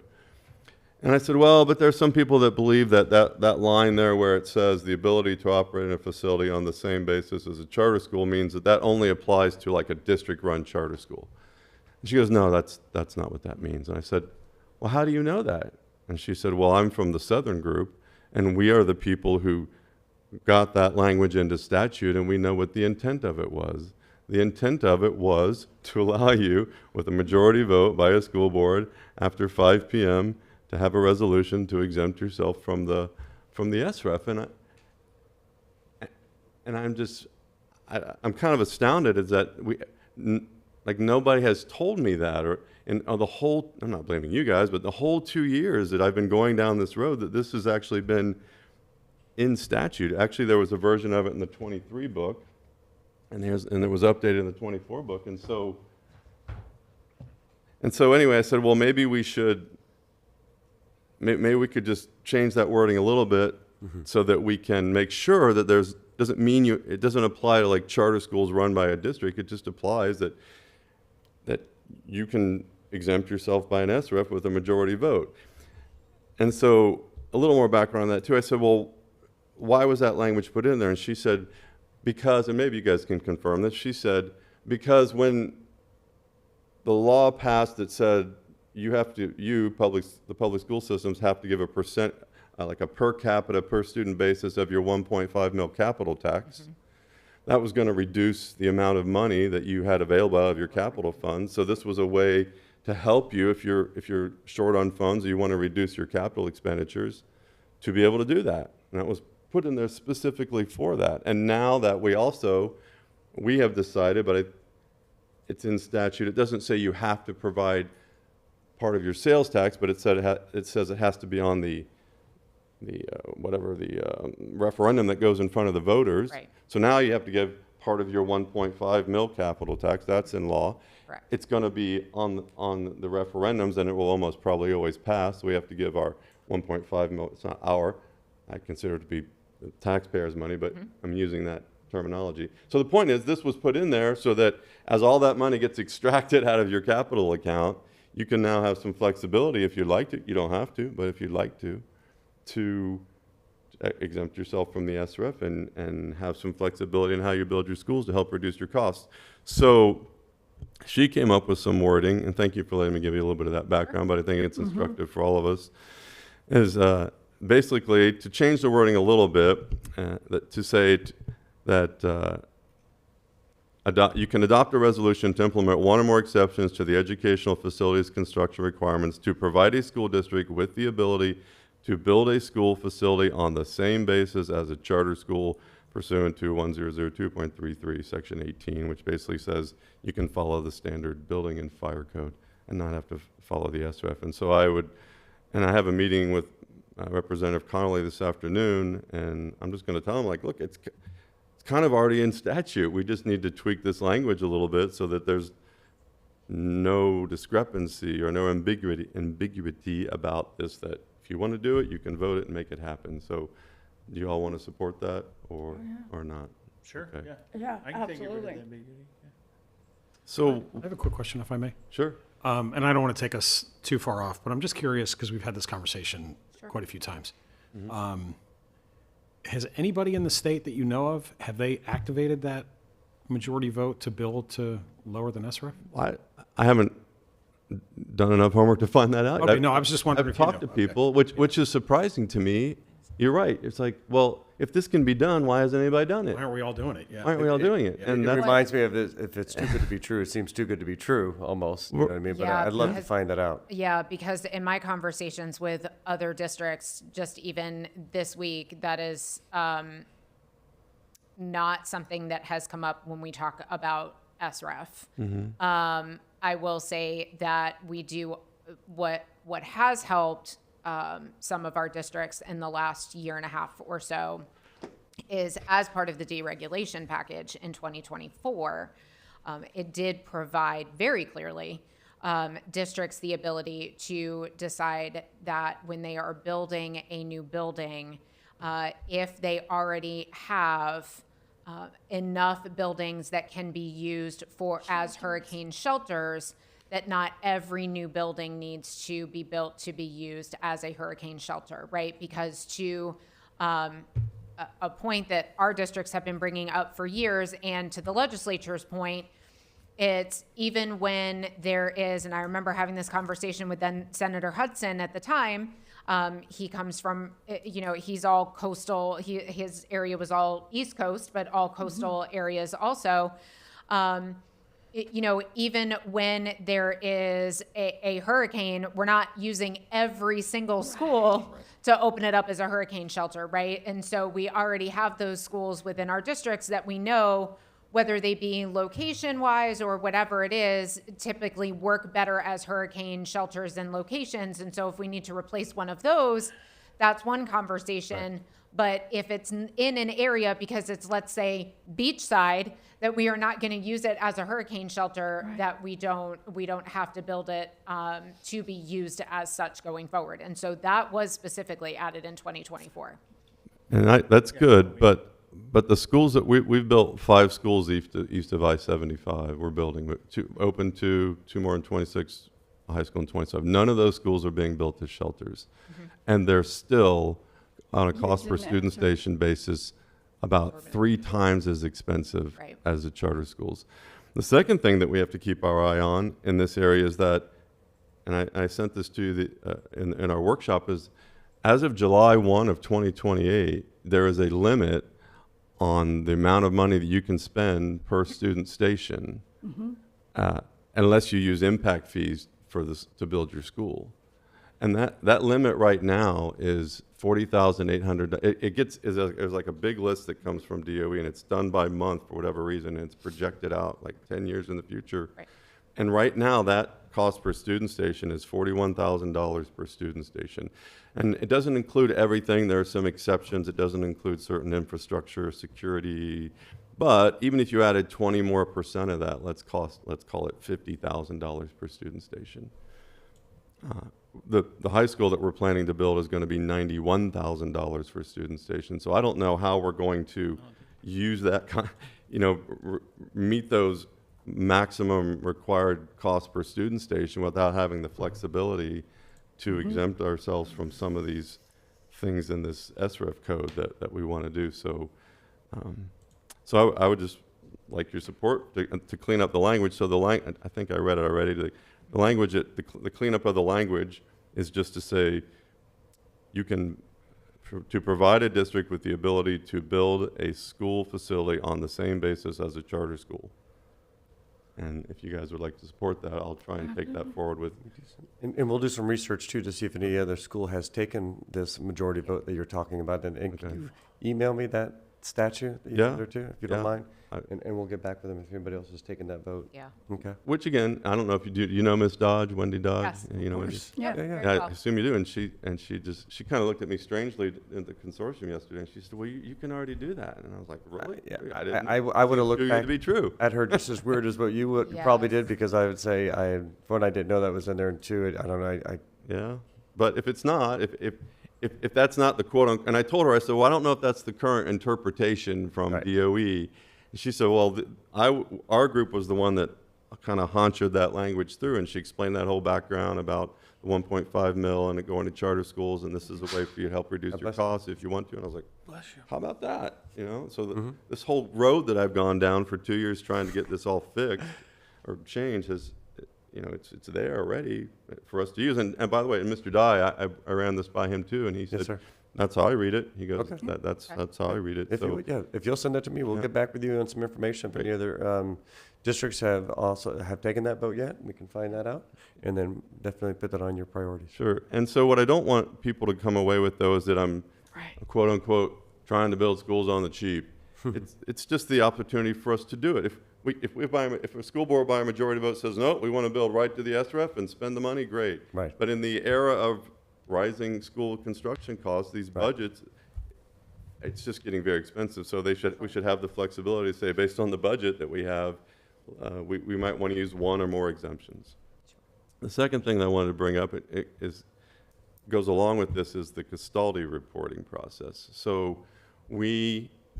of the money that y'all know what the custody reporting process is? I guess for the public I should mention it. It's basically a requirement that this Florida DOE has. I think it's statutorily required too, and it says if you're going to renovate or tear down a school, you have to fill out this big long report as a school district, send it to us, and then we, the smart, wise people up at DOE, will decide whether or not you locally can tear down your school or renovate it, and we get the veto power. And so I looked into that, and I looked into the resources that we use to build our schools, and they come almost exclusively, like 99.5% of the money that we use comes locally. It doesn't come from the state. There's no more PICO money, public education, capital outlay money. So we're not getting money from the state, and yes, they have this veto power. So just to remind us all, I went back and looked at at this. This is an Observer article from March of 23, and I remember sitting in this very seat and going over this with the construction people, and this is about Terra Elementary. If you could build a new improved home on a lot for less money than it would to take or renovate it, what would you do? In most cases, you would have a new home. That decision when it comes to public schools is not so easy for school districts. Take Terra Elementary, for instance, which found it would be, we, the school district, found it would be cheaper to take down the old school and build a new one than to renovate all the buildings on campus. That didn't matter to the state's Department of Education. The school district of Manatee County spent 9 months working on and submitting a custody analysis to Florida DOE to let it know that building a new school would be cheaper than renovating the 31-year-old elementary school. FDOE ruled that the district must renovate, and we couldn't tear it down or rebuild it. So I don't know. I haven't been able to find yet as I'm doing all my homework. This is fascinating reading, by the way, to be with you, where the custody requirements are in here. But again, asking for your support to do away with the custody requirements, because there are. Why should the state get a veto on our ability to renovate or replace a school if we're paying for it exclusively out of 1.5 mil capital tax, the half-cent sales tax, local impact fees, and any money that we decide to borrow? So, but I have a thought, but I'll let you go first. I do too. I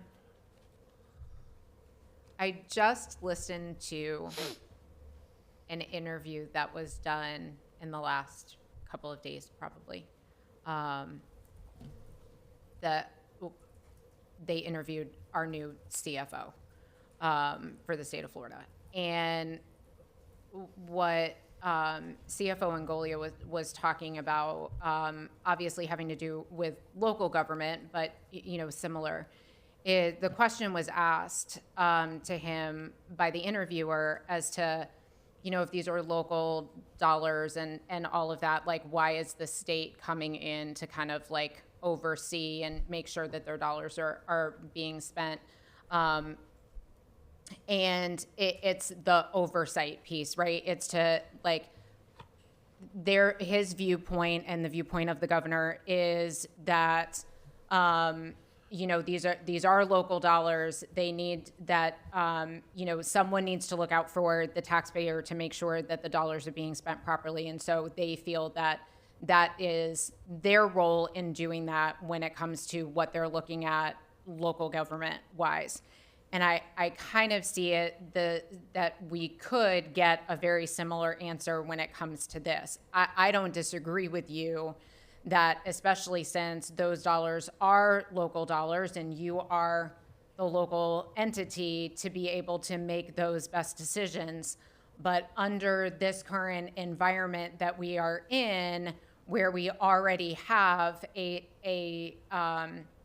the state coming in and looking at contracts and how those local dollars are being spent by, in some cases, cities and in others, counties, that they would kind of see it the same way here, where there would need to be, they would say, need to be some type of oversight to make sure that those are the best decisions that are being made, and that's why that would likely continue to where that report needs to be submitted to DOE. I don't know what your thoughts are. The first thing that came to, I could see them having to do it specifically for like the fiscally restrained counties who are dependent on the state to do those buildings and then put it on that type of listing.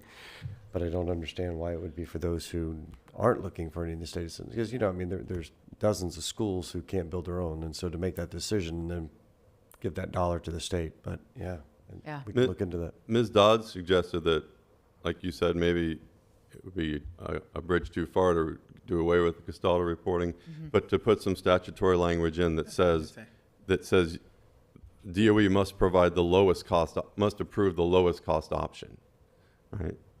And that might be a way, like so you have to provide that, you have to approve the lowest cost option after you do the reporting, fine, but whatever the lowest cost option is, because this is just crazy that the DOE came back and told us we had to spend more. What was the reason to tell you that you needed to spend more? At the time the school wasn't old enough. It wasn't old enough to tear down. Yeah, it wasn't old enough to tear It wasn't down. over 30 years old or whatever. So it didn't hit one checkbox. Ridiculous. That's right. Right. So that might be interesting. That was I was going to disagree with you, right? I was going to agree with you. Sorry. Okay. That it may be too much of a task to get rid of it altogether. Because of the oversight that the state wants, and there's probably some bureaucrats that are going to lose their job if you get rid of the Cristaldi report, right? And so, but I think if you tweak it to that, whether it's that language or it's an appeal process that, you know, hey, comes back on the local board that the Cristaldi said, no, don't do this, but we still did it anyways. Now, all of a sudden, you may, next election, lose your seat because you went against it if somebody wanted, you know what I mean? Like, Right. so there's still some accountability there. I think getting rid of it altogether, now that you say that, may be really tough. But tweaking I agree. it to give us some kind of out would be Home- great. home Whether it be by rule. the Right. pricing or, hey, you can appeal the board with a majority or supermajority can appeal, and then now you're held accountable. Right. Just the I don't lowest know. cost was a Something. huge indicator to Yeah, me, right? yeah, absolutely. Right. That was crazy. I remember, and I'd only been in here for 6 months, and I was thinking, how is that? How does that work? But anyway, I was a new guy at the time. So, and then the last thing I'll bring up real quick, and we've talked about this before in previous Can legislative. I tap in on the Cristaldi thing real quick? Yep. When I first got on the board and I learned about the Jacobs report and the Cristaldi report and the construction and all that, my first comment was concrete don't rot. It does not rot. It'll break, it'll crack, it'll do all those things. But homeowners find ways to fix the concrete. And a good example is, well, not fixing concrete, but look how long Manatee High's been there. I mean, we've got people who've been there, graduated from there, and our superintendent to be is from there. Some of that campus has been there for how long?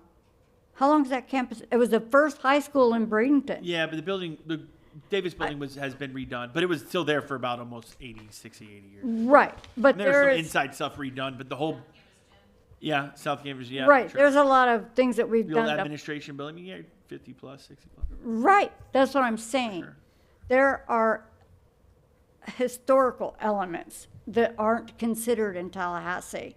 Look at Manatee Elementary, Southeast, all of these schools, you know, we can fix and do those things, but they're telling us, no, you gotta tear it down. Well, you know, I think it's ridiculous that they have that much control over the buildings that our taxpayers built, whether it was 50 years ago or we're building in the future. I just don't think they need to have that kind of control over it. But, you know, I agree, Mr. Choate. We need to tweak that to where we do get some kind of control over that. I'll give you another example was Palmasola. You know, there was some things there. It's an older school. I toured that school. I'm like, there's nothing wrong with this building. A classroom, it's got a bathroom in there for the littles and all those kind of things. But we were being told we got to remodel, tear down this one, tear down that one. So I think that, yeah, we need to figure out how we can change the language on that so we can have some kind of control over that. Yeah. Sorry, I just wanted to add that in. Okay, go ahead to your next. Thank you for your input. Always good from Ms. Spray. And then the last thing, we've had this on our legislative agenda for a couple of years, is trying to tweak the sunshine laws to give us a little more flexibility. And former Representative Gregory mentioned that it might be a better idea to try and get Attorney General clarifications for things like conferences, candidate forums. I mean, 3 of us are up for re-election next year. I mean, imagine if we all 3 decide to run and we're at a candidate forum, and what do you think about the curriculum that's coming up? Yeah, I'm sorry, we can't talk about that. You know, it's just, there's kind of a ridiculousness to it. And if not, though, then at least, and I talked to Representative Robinson about this, he'd be willing to try and maybe do a little sunshine law tweak as long as it wasn't too extensive, because those are tough things to get through maybe. Yeah. But to exempt things like conferences, candidate forums, and things like that are definitely within the public interest. So I don't know if y'all would like to support something like that, Sure. but step one would be either to get an Attorney General clarification to allow those kind of things, that the sunshine law doesn't cover that, or that's not how they interpret it, then to get a little legislative I mean, change. right now you advertise it, or you're going to be somewhere, right? Like if all 3 of you went to Tallahassee, you advertise it, and you're You not able to. prove those things, The yeah. cost and. But, but technically, you're supposed to have you have to take minutes, and then minutes have to be Right. published from all these things. Is that not true as part of the sunshine process? And that's why we need the lawyers here. But I never took it that, I didn't see that you had to have minutes. It was that you guys would be someplace. It wasn't always that you were having conversations about it. There is still the part, right, you can't put on social media how you're going to vote on it, right? right. Right. Well, I I just know that Mr. Dye is very conservative. He says that he'll, if you ask him, he'll say if you're in a room anywhere that. But my understanding of the sunshine laws, it has to be. That's why the three of us can't just get to. Hey, we're going to go downtown and have a meeting at a restaurant. Posting it is not enough. It has to be noticed a certain number of days in advance. Right. It has to be open to the public, and there has to be minutes that are taken and published after it. So that's the type of thing that could cause us problems at conferences and. Yeah, I've never candidate heard of. forums I'd love to see that part about the minutes and everything in statute, because I mean, county commissioners, all these other special districts meet, you know, go to Tallahassee and different conferences. If you want to put some language together and from the attorney and you know, I'm not sure what you talking about Will Robinson. Yeah, Representative Robinson. Okay. Would be willing to work on that. Okay. If y'all would like, I can look Yeah, at that a I mean, little I've farther. always, yeah, Okay. supported that. Okay, great. And that's all I had then. Thank Cool. you for your time. Last thing, actually, so this came up about a year or so ago. The county, actually, you and I spoke about this at the finance meeting a couple years ago. You probably don't remember. Probably will when you mention it. Yeah, it was Yep. about the preventing us from being like hacked from payments and not being as open with who we're paying. We're talking about building a new school, right? Everyone knows the contractor we got, how much it's going to be, who this person was. Yeah. So someone can easily make a fake invoice Yep. and throw it in and get a check written out to them, right? If, again, because we're probably not as many staff as we should be in procurement and blah, blah, blah, blah, blah, right? Like everywhere. And so the county, Manatee County got like taken for like $1 million, right? And so I'm not saying I don't want to be transparent. I just don't know how this would work. And I wanted your opinion on it. Like, how could we potentially prevent ourselves, and even, I mean, it's not just us, cities, counties, everybody. Absolutely. We want to be transparent with what we're doing with their dollars, but at the same time, we've got to protect ourselves. So how would we be able to potentially make up language, and I think we maybe amend whatever the statute says about what we have to post and the that sort of thing we've got to show. I don't know if that's something the board would want to be in favor of. It's just another layer, in my opinion, it's another layer just to protect ourselves. And I'm not saying you don't put like, hey, the total amount of the school that we're building and all that. We got to be transparent with the dollars we're spending. So what we've heard on some of this is that when some of these have gone through a situation like Manatee, that all of a sudden it has opened up for folks for lawsuits, even though there wasn't a damage. You know, when information goes out, Sure. and there wasn't damage. That is one of the things we've heard. I don't know. I don't know right off the top of my head. And I don't know how to solve it either. Like, I don't know what the language would be. Okay. I will know DOE is going to ask for data. You know, so you're going to have to Sure. you're going to have to look for it. Has this happened? Are we? You know, are we solving a problem Yeah. that hasn't happened yet, or are we being proactive? You know, in that instance. So Okay. The first thought that came to my mind when you started talking about this is invoices. I think that there should have their license number on them. If it's a contractor, Oh, like the license of like their Their- contracting license? right, their contractor license number should be, I don't know if it's in statute or anything, but that would be something, and maybe we could address that problem statewide.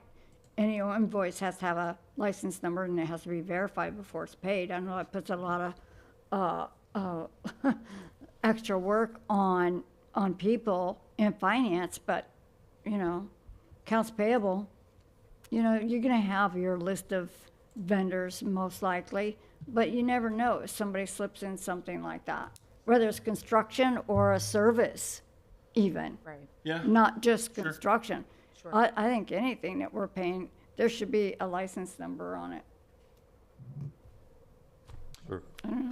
Yeah, I mean, we can look into it to see if that's something Yeah. actually. I mean, if you want to viable. put some things together Yeah. and ideas. Yeah. I will say, we do have a timeline for this. I would Right. love to see some ideas from you here, approved Okay. by October, or Okay, by a yeah, meeting in October for your Yeah. appropriations and otherwise.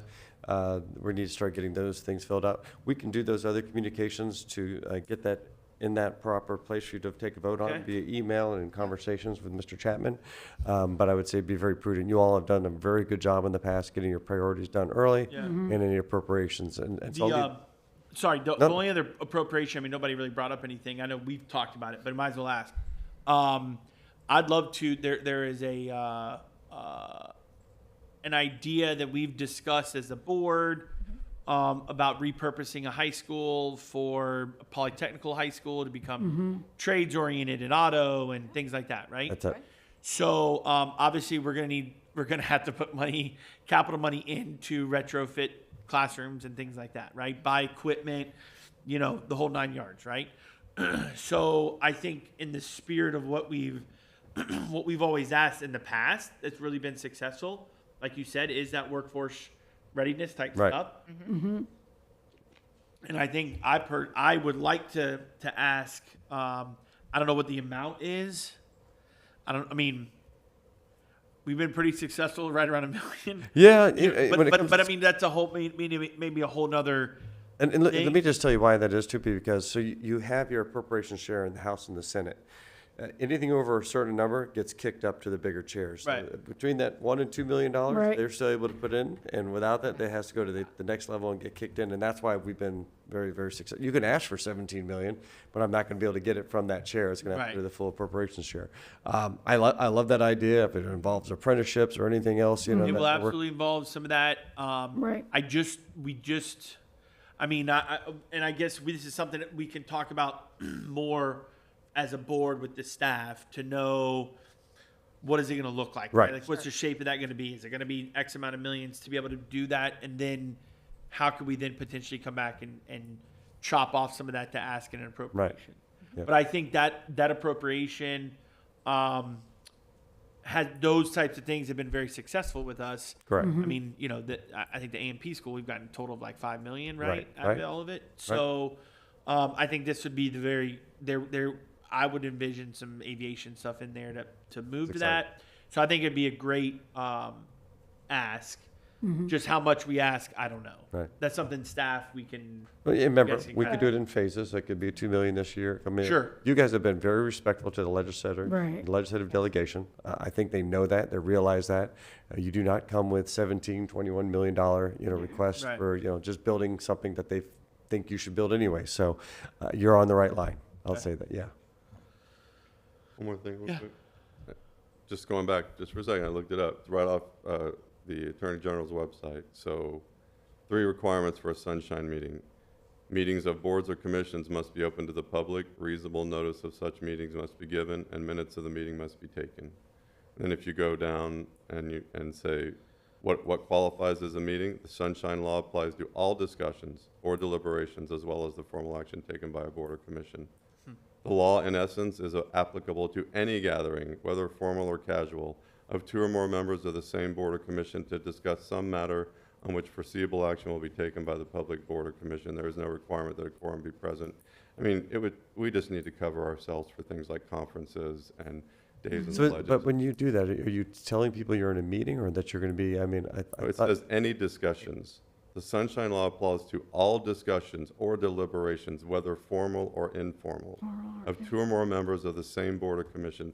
That's why I've been pushing the sunshine. Sure. Right. Because it's Yeah, just, it's pretty Theoretically, clear. if we all go to Tallahassee Right. and we're all pushing for, I I get don't know, SREF, whatever it is, and we're going to vote on that potentially later down the road, like, that's theoretically a sunshine violation. Yeah. Or conferences where we're all sitting and talking to a vendor about something, or or Crazy. we have these breakout sessions like Sure. this, and they'll tell us, they'll say, well, look, we're going to do breakout sessions, but we recommend that 2 of you from the same board not sit at the same table in this breakout session because of this. So we could just, it's just take, I think That makes sense. there's a lot of That makes sense. Yeah. danger here for us if we don't make sure that this is tightened learned up a little something new. bit. So, or deliberations, like I said, imagine the three of us go to a candidate forum and they, hey, are you going to build that new school out there? Yeah, we can't talk about that. What do you think about the curriculum?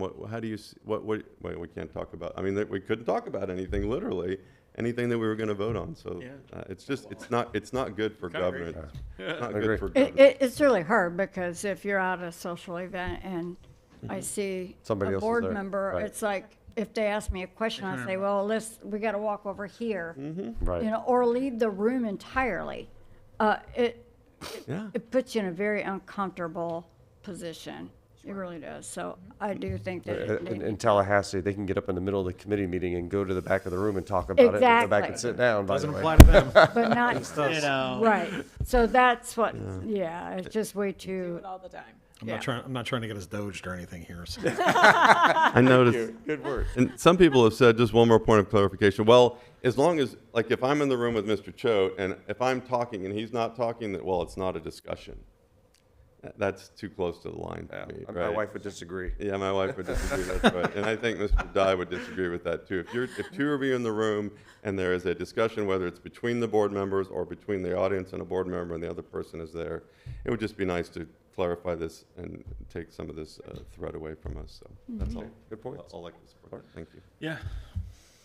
You can figure out the All right. statutes and the Think we're good? language and, you guys. Thank you all very much. Well, thank you. Thank you. Appreciate it. We'll definitely have it done by, I would say, let's like into September. I mean, We're here to walk you through. I'm gonna be on vacation the next couple of weeks, but Danielle will I'm be around, your main whatever you contact. need, just reach out. awesome. Appreciate it very much. All right, thank you both. so much. Thank you. All right. I think we're good to go. Thank you, everybody. Everybody have a good weekend. Yeah, you too, Good Chuck. Labor Day. Good labor, be safe. Yeah, be safe, everybody. We are adjourned.